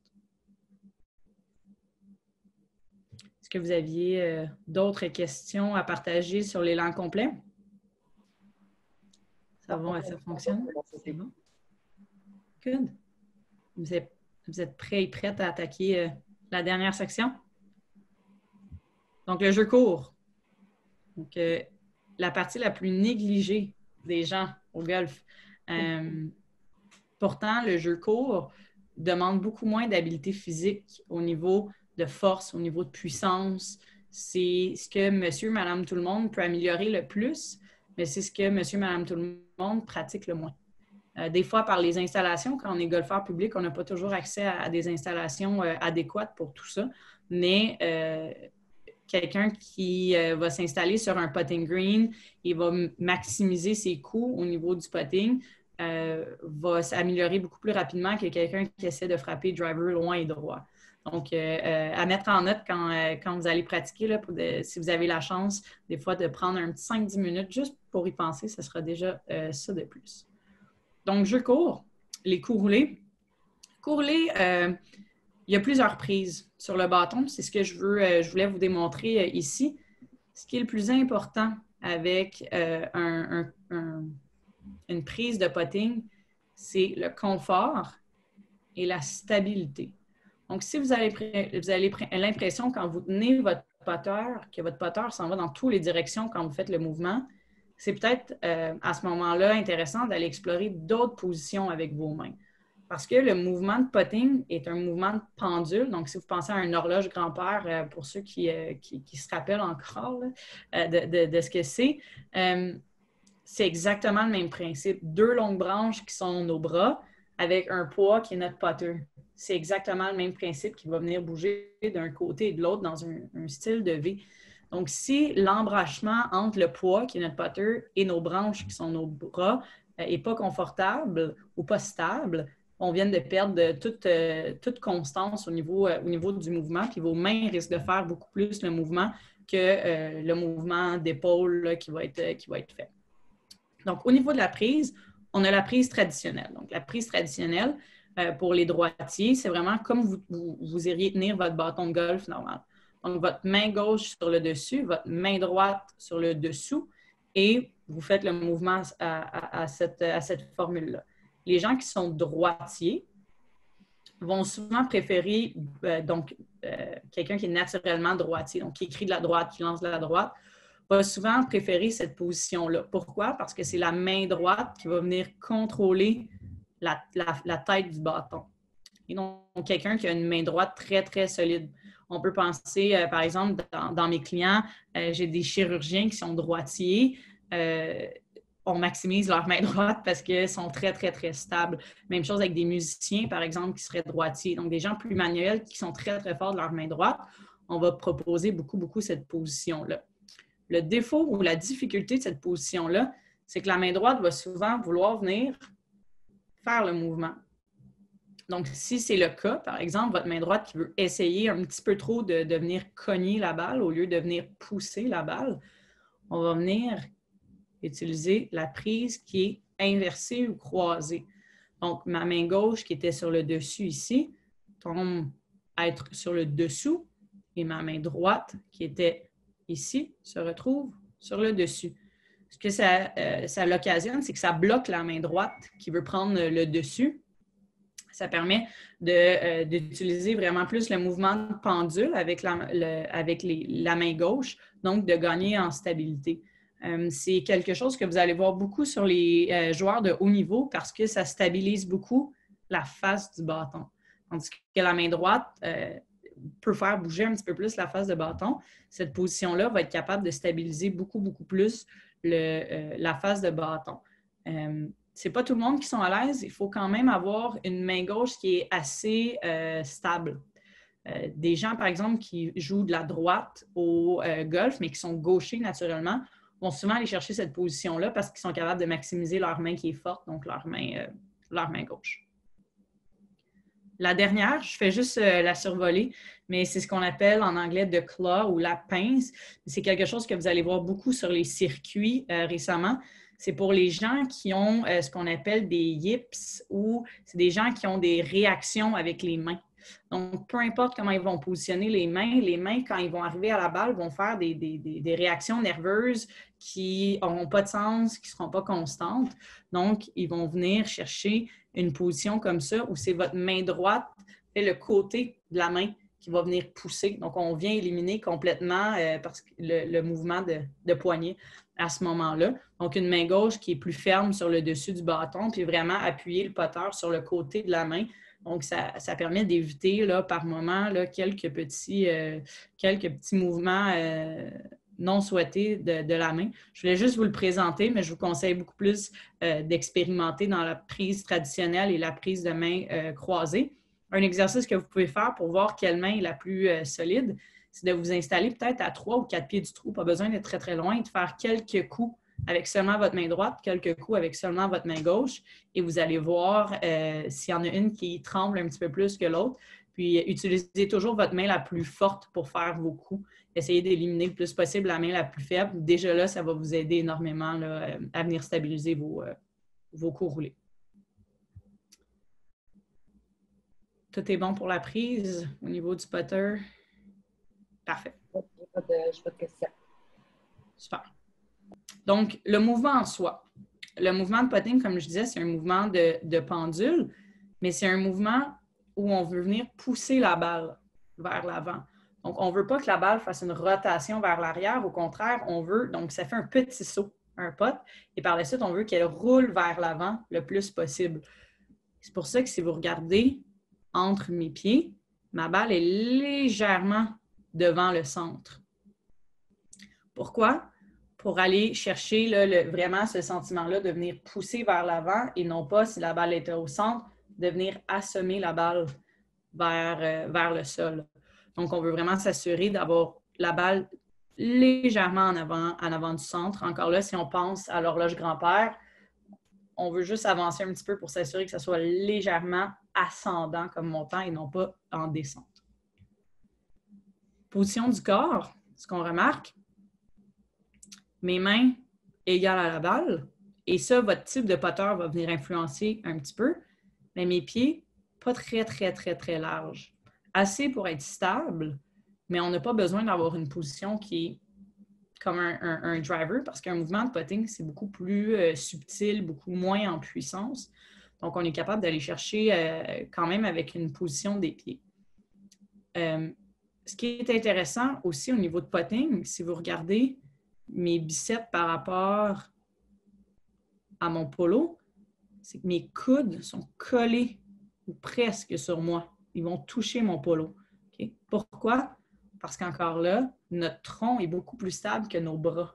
Si je viens décoller les coudes, je perds beaucoup, beaucoup en stabilité. Donc, si on regarde la deuxième photo, on voit que mon coude est vraiment appuyé sur l'intérieur ici. Ça va me permettre d'aller chercher un mouvement qui est beaucoup plus stable à ce moment-là.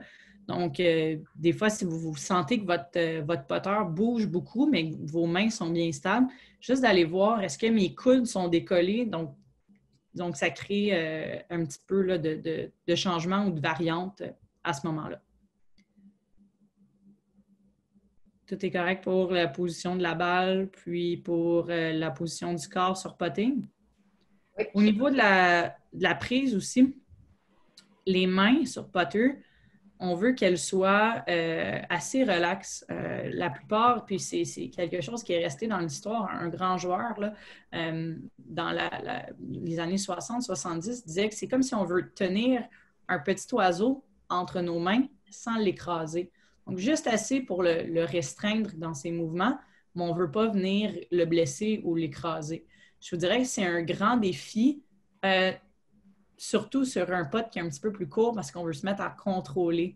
Mais les putters, maintenant, sont les compagnies les construisent vraiment pour que le putter fait le travail par lui-même. Nous, on a simplement besoin de lui donner une forme, donc le mouvement. Les putters viennent vraiment se stabiliser très, très bien par eux-mêmes. Donc, on n'a pas besoin de le contrôler. Les ingénieurs et les robots qui ont travaillé sur ça sont beaucoup plus précis que nous, plus souvent qu'autrement. Go! Donc, au niveau du putting, vous voyez, je vous ai, en même temps, ça vous prépare un petit exercice en même temps. Ce qui est très, très important, c'est de frapper avec un putter qui passe, comme vous voyez ici, entre les deux tees. Pourquoi? Parce que si je vais m'en aller vers le trou, ce que je n'ai pas réussi à faire sur ce coup-là, et que mon putter rentre en diagonale, donc j'aurais accroché un des deux tees au lieu d'aller à un mouvement qui est plus droit, mais ma direction aurait été encore pire, en fait.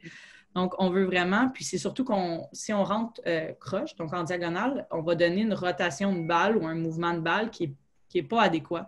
Donc, on veut vraiment s'assurer quand on fait notre mouvement de venir passer le putter bien entre les deux tees pour nous aider à aller dans la bonne direction.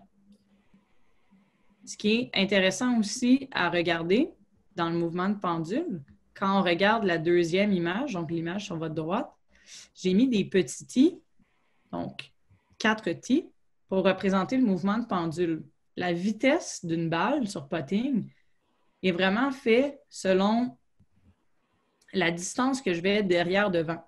Donc, je veux aller la même distance derrière, la même distance devant. Encore là, si on prend l'idée d'un horloge grand-père, ça l'accélère jamais, ça décélère jamais, ça va toujours à la même vitesse, ça va aussi loin d'un côté que de l'autre. Donc, on garde la même chose. Si on regarde par rapport à la vidéo, derrière, j'ai été environ à la hauteur de mon soulier. devant, environ à la hauteur de mon soulier aussi, pour bien compléter le mouvement. Donc, un exercice comme ça avec des petits tis peut vous aider à imager ce positionnement-là. L'autre chose qui peut aider aussi, et je reviens à quelque chose qui a été dit sur les coups complets. Pour vous aider, vous pouvez mettre les pieds légèrement plus larges, légèrement moins larges pour vous aider à vous donner un gabarit de loin, derrière, devant. Moi, ce que je fais, je garde plutôt une position qui est en tout temps là, la même, mais je vais me dire, je vais de l'intérieur de ma chaussure à l'intérieur de ma chaussure. Je vais du milieu de ma chaussure au milieu de ma chaussure, de l'extérieur de ma chaussure à l'extérieur de ma chaussure, et là, je me donne d'autres gabarits par la suite. Il y a une chose qui est très importante aussi pour le contrôle de distance lors du mouvement, c'est vous pouvez accélérer le tempo, donc faire un mouvement qui est plus rapide tant que cette vitesse-là est gardée tout le long. Donc, ce qui veut dire que je peux faire un mouvement qui est ça derrière, je peux le faire lentement, je peux le faire modérément et je peux le faire rapidement. Ça va me donner 3 distances différentes. Donc, l'important, c'est que peu importe la vitesse que vous donnez, c'est une vitesse de croisière. Donc, c'est une vitesse que vous gardez en tout temps dans votre pote. On ne veut pas aller loin lentement, aller vite rapidement, aller vers l'avant rapidement. On veut avoir toujours une même vitesse. Donc, encore là, où on revient avec l'idée de l'horloge grand-père à ce moment-là, où peu importe dans quelle sphère ou cadran le pendule de l'horloge grand-père est, il va toujours à la même vitesse.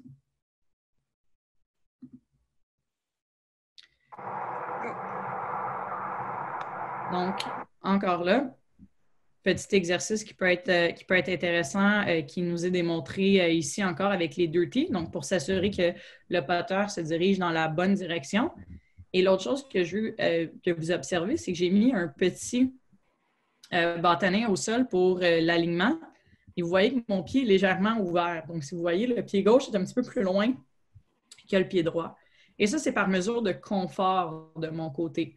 C'est quelque chose que moi, j'ai développé. Et tout ça pour démontrer que même si je suis une enseignante de golf, on a quand même une latitude au putting. Dans le sens où stabilité et confort sont nos mots prioritaires. Même si je ne suis pas by the book, si je peux utiliser cette expression-là, ça ne m'a pas empêché d'avoir beaucoup, beaucoup de succès en tournoi. Pourquoi? Parce que c'est une position qui me permet d'être confortable.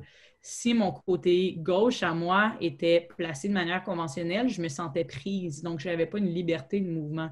Donc, même si vous vous installez et vous réussissez vos potes, mais que vous n'êtes pas parfaitement placé, ou vous voyez une amie, un ami avec vous qui n'est pas parfaitement placé, mais qui réussit bien ses potes, au putting, on a une certaine latitude. C'est pas comme en élan complet où la structure est très importante parce que c'est des mouvements de haute vitesse.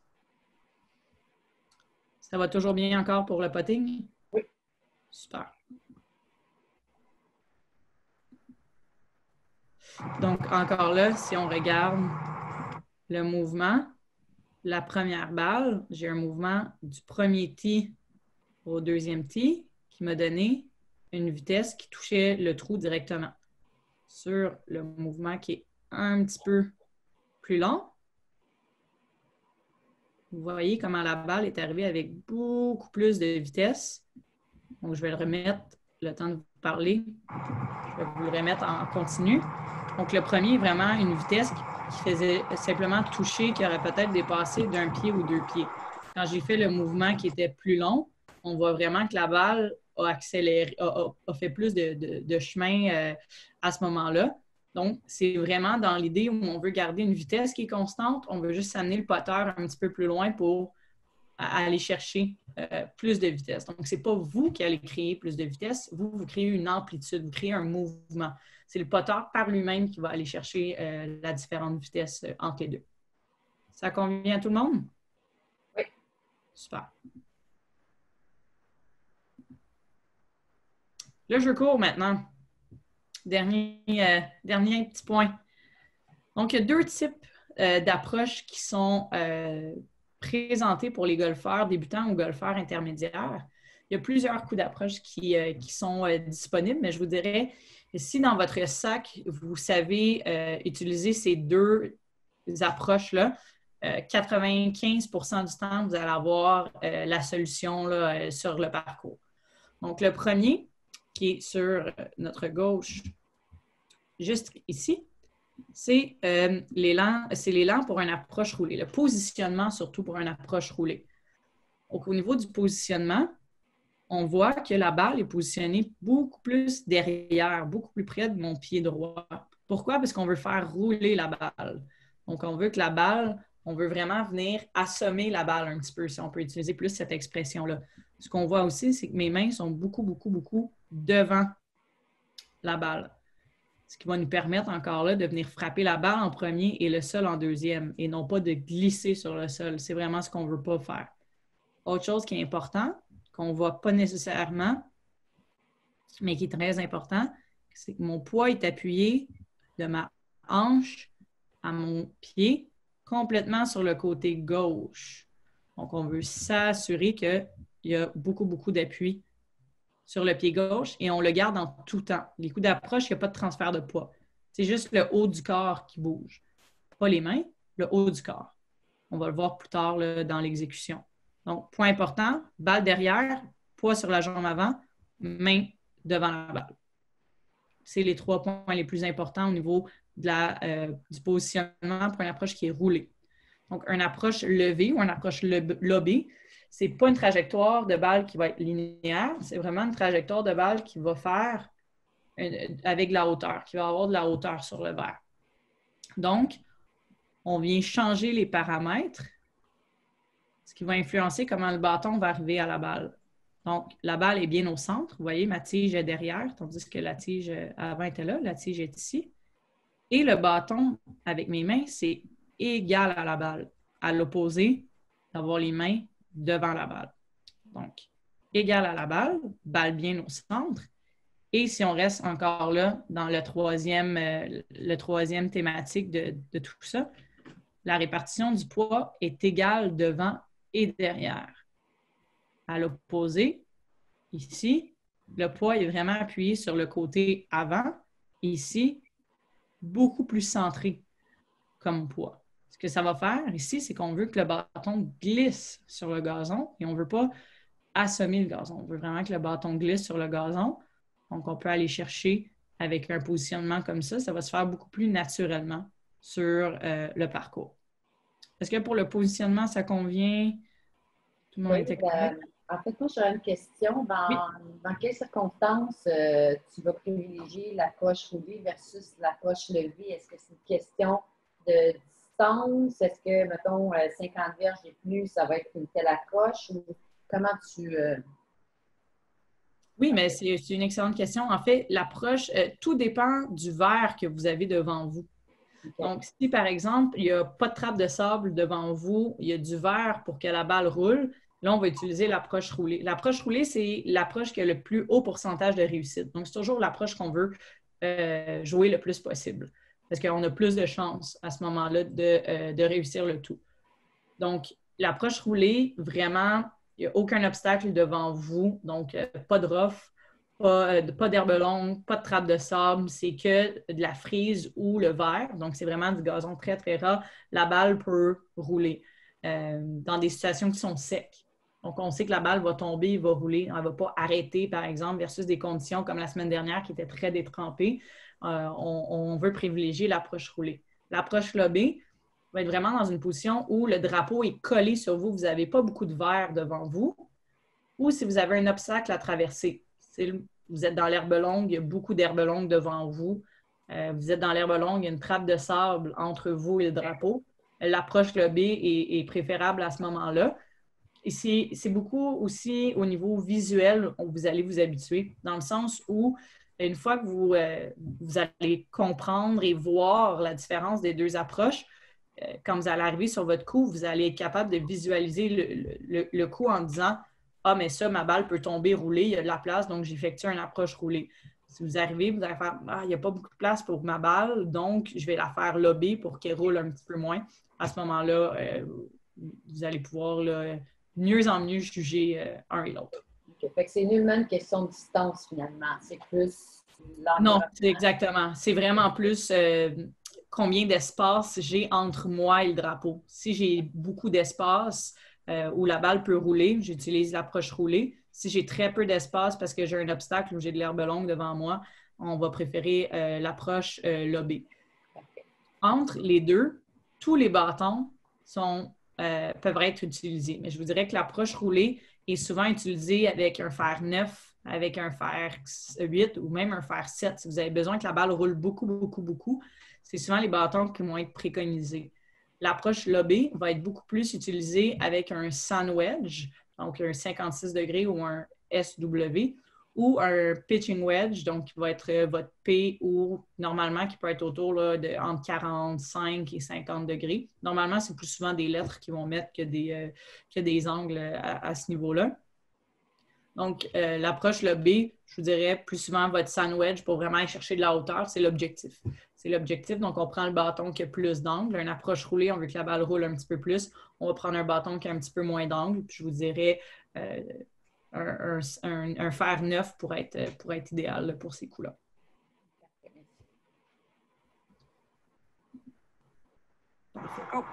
Donc, c'est ici le premier coup, c'est vraiment un coup d'une approche roulée. Donc, ce qu'on va voir, je vais juste changer mon petit pointeur. Ce qu'on va voir dans ce coup-là, c'est qu'on fait plus la première étape de l'élan arrière. Si vous regardez, ça ressemble beaucoup, beaucoup au positionnement de la première étape de l'élan arrière. Et c'est pour ça que un bon joueur de jeu court, donc de coups d'approche, va avoir des meilleurs impacts lors de ses coups réguliers parce que c'est une petite version d'un élan complet dans le sens où c'est la première étape de l'élan qu'on utilise.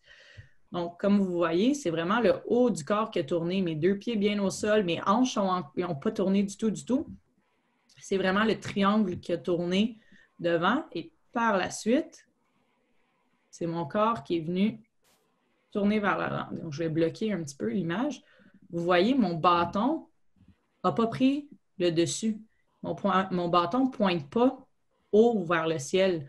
J'ai tenté de le garder le plus bas possible, proche du sol, le plus longtemps possible. Et c'est l'objectif. Vous n'avez pas besoin d'aller loin. Une fois que le bâton est là, vous n'avez pas besoin d'amener le bâton loin, pas besoin d'avoir une finition d'élan complet. Un élan de golf, vous voulez faire la même chose d'un côté comme de l'autre, un peu comme je disais au putting aussi. Donc, si dans votre élan arrière, vous allez à la hauteur de vos hanches, de l'autre côté, on va aller à la hauteur de nos hanches aussi. Donc, vous pouvez jouer avec cette amplitude-là, plus loin, moins loin. Je vous dirais que pour commencer avec une amplitude pour vous familiariser, puis après, vous allez pouvoir vous ajuster à ce moment-là. Ce qu'on voit aussi rapidement, c'est que la balle a une trajectoire très basse. Donc, si on la rattrape ici, elle va tomber au début et elle va rouler par la suite en faisant des petits bonds le plus longtemps possible. Donc, c'est pour ça qu'on va vraiment plus l'appeler l'approche roulée. C'est qu'elle va faire un premier bond, un deuxième, et elle va rouler le plus possible. Pour l'approche lobée, donc une position qui est plus centrée, si on y va en vitesse normale. Là, c'est encore l'approche roulée, même principe. Oui, on peut juste continuer de voir la trajectoire qui est beaucoup plus basse et qui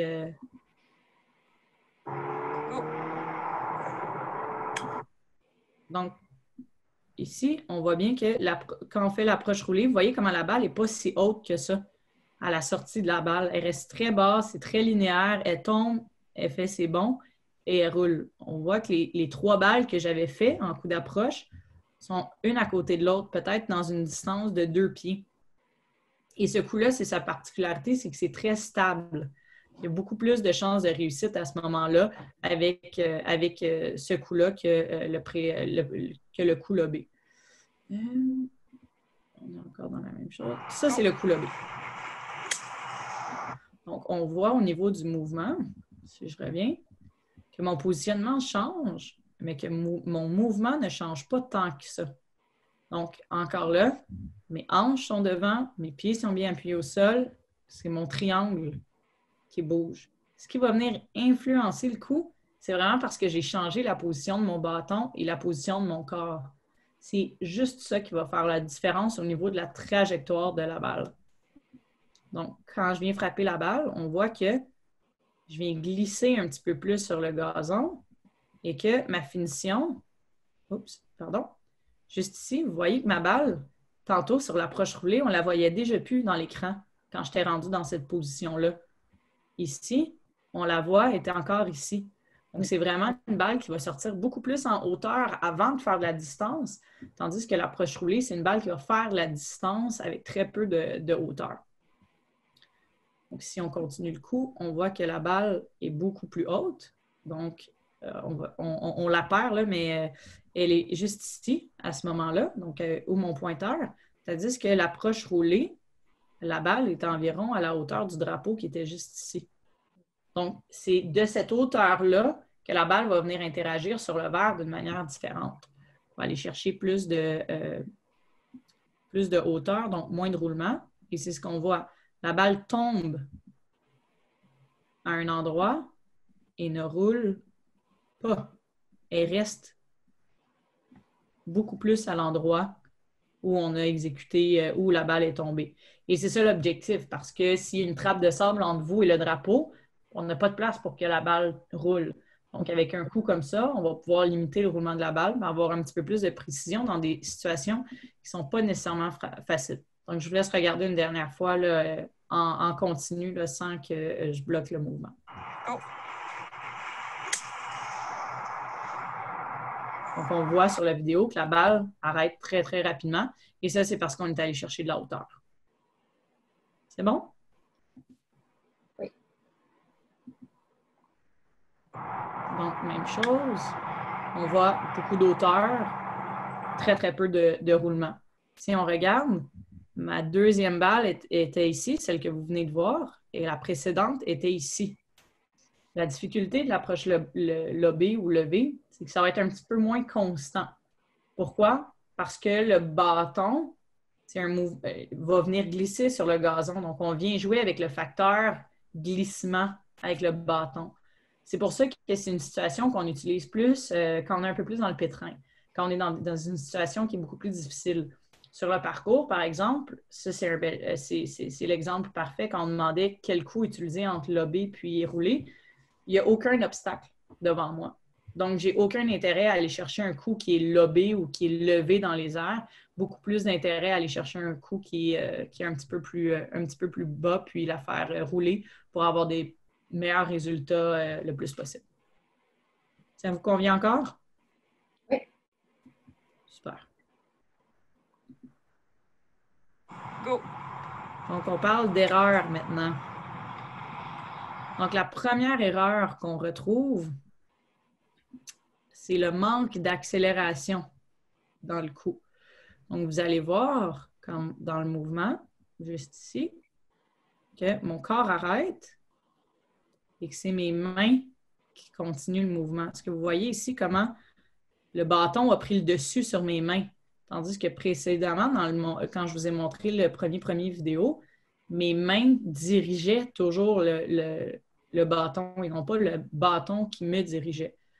Donc, c'est très, très, très important de toujours garder la forme et de sentir que c'est notre corps. L'effet que ça a, c'est une balle qui tombe au mauvais endroit. Donc, une balle que je souhaite qui tombe au milieu du verre et je laisse le bâton prendre le dessus comme ça, va faire beaucoup moins de distance parce que je vais frapper le gazon avant la balle. Si vous avez l'habitude de frapper souvent le gazon devant la balle, regardez votre position à la fin. Est-ce que le bâton est devant vos mains ou vos mains sont encore égales avec le bâton? Si le bâton est devant vos mains, il y a un petit risque à ce moment-là de frapper le gazon avant la balle. Même chose pour le deuxième. Le deuxième qui est encore, là, je ne me rappelle pas si on a un troisième. Oui, ça, c'est le deuxième exemple que je voulais montrer. Donc, c'est un élan qui est très court et où les mains donnent le coup. Donc, ce n'est pas votre corps qui dirige le mouvement, mais vos mains. Donc, je vous fais regarder encore. très court derrière. Regardez comment mes mains sont venues bouger. Tandis que quand on regardait les premières vidéos, on gardait le triangle avec un bâton qui suivait ce triangle-là. Là, c'est juste les mains qui sont venues chercher un mouvement. Et c'est mes mains qui sont venues frapper contre le sol. Si on regarde, je n'ai pas été capable de compléter mon mouvement parce que mon bâton était complètement bloqué par le sol.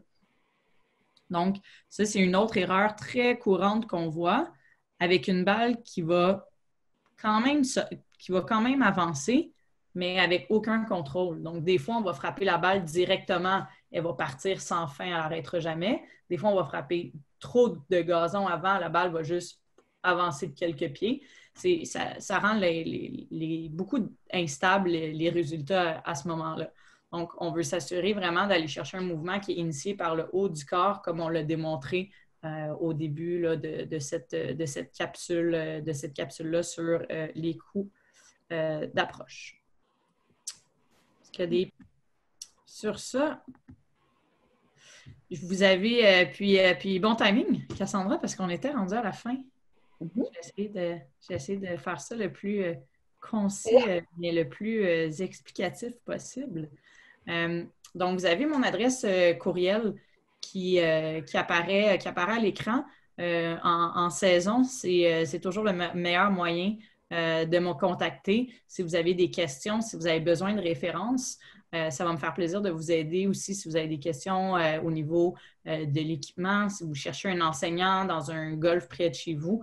Ça va me faire vraiment plaisir de vous référer à mes collègues là, de l'Association de la PGA du Québec et du Canada. Et le petit lien que j'ai mis qui pointe au Titleist Performance Institute, qui dans le jargon est TPI.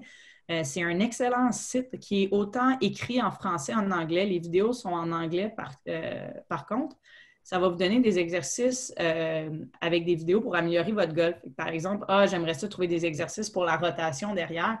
Il y a une panoplie d'exercices autant techniques que physiques qui sont à votre disponibilité. Et souvent, c'est que si vous, sans dénigrer les gens qui font ça sur YouTube, qui font souvent un excellent travail, c'est vraiment un institut qui est en partenariat avec l'élite mondiale au niveau du golf. Donc, vraiment, ce qui explique des concepts qui sont très neutres, qui sont très générales aussi. Donc, ça vaut la peine d'aller voir leur site Internet si vous avez des questions, vous voulez en apprendre plus sur d'autres choses au niveau du golf, au niveau de l'aspect physique. N'hésitez pas à aller faire un tour sur leur site. Et aussi, ils font des formations avec les physiothérapeutes. Donc, si vous voyez que vous avez une limitation physique, vous pourriez toujours aller voir un physiothérapeute qui est référé par le site. Ici, au Québec, il y en a plusieurs qui le font quand même. Ça peut être intéressant d'aller voir là, comment on peut améliorer aussi ses capacités physiques pour améliorer notre élan en même temps. Super. En tout cas, tu as suscité beaucoup d'enthousiasme, Alexandra, parce qu'il y a déjà plein de monde qui ont hâte d'aller frapper des balles. Tant mieux, tant mieux. Donc, c'est bon signe, c'est positif. Bien, tant mieux. J'espère que vous allez avoir une belle saison. On est choyé au Québec, là, septembre. Les conditions où on est en septembre, c'est dans les plus belles au monde. J'ose croire encore. Bien que les gens de la Californie ont de la belle météo, ils n'ont pas les belles couleurs que nous, on a.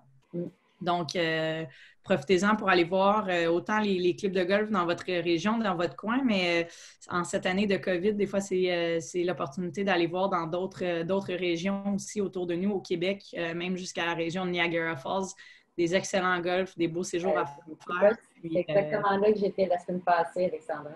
Oui, c'est vraiment là. Il y a des beaux coins de golf, du Mont-Tremblant, Gaspésie, jusqu'à chez nos collègues ontariens. Très, très beaux espaces. Bien, merci beaucoup à toi, Alexandra. Merci à tous les participants. Puis, je ne sais pas si, Cassandra, tu voulais donner le mot de la fin? Oui, bien, dans le fond, je ne vais pas regarder ça plus longtemps. Là. Merci vraiment à tout le monde d'avoir participé et un énorme merci à Alexandra pour ton temps. C'était vraiment très apprécié. Puis, je suis certaine qu'on va pouvoir mettre en application là, tes trucs dans les prochaines semaines. Est-ce qu'on peut confirmer que la présentation va être disponible pour les gens? Oui, effectivement, c'est ce qu'on avait convenu avec avec Sonia. Donc, je crois bien que la présentation va être disponible sur le site de Crew-M. Parfait. Donc, gros merci à toutes et à tous. Bonne fin de soirée. Et bonne Merci soirée. beaucoup, Alexandra. C'est vraiment intéressant. Merci, Bravo, Alexandra. bravo. Ça fait Bye bye. plaisir. Merci à vous. Merci de votre participation.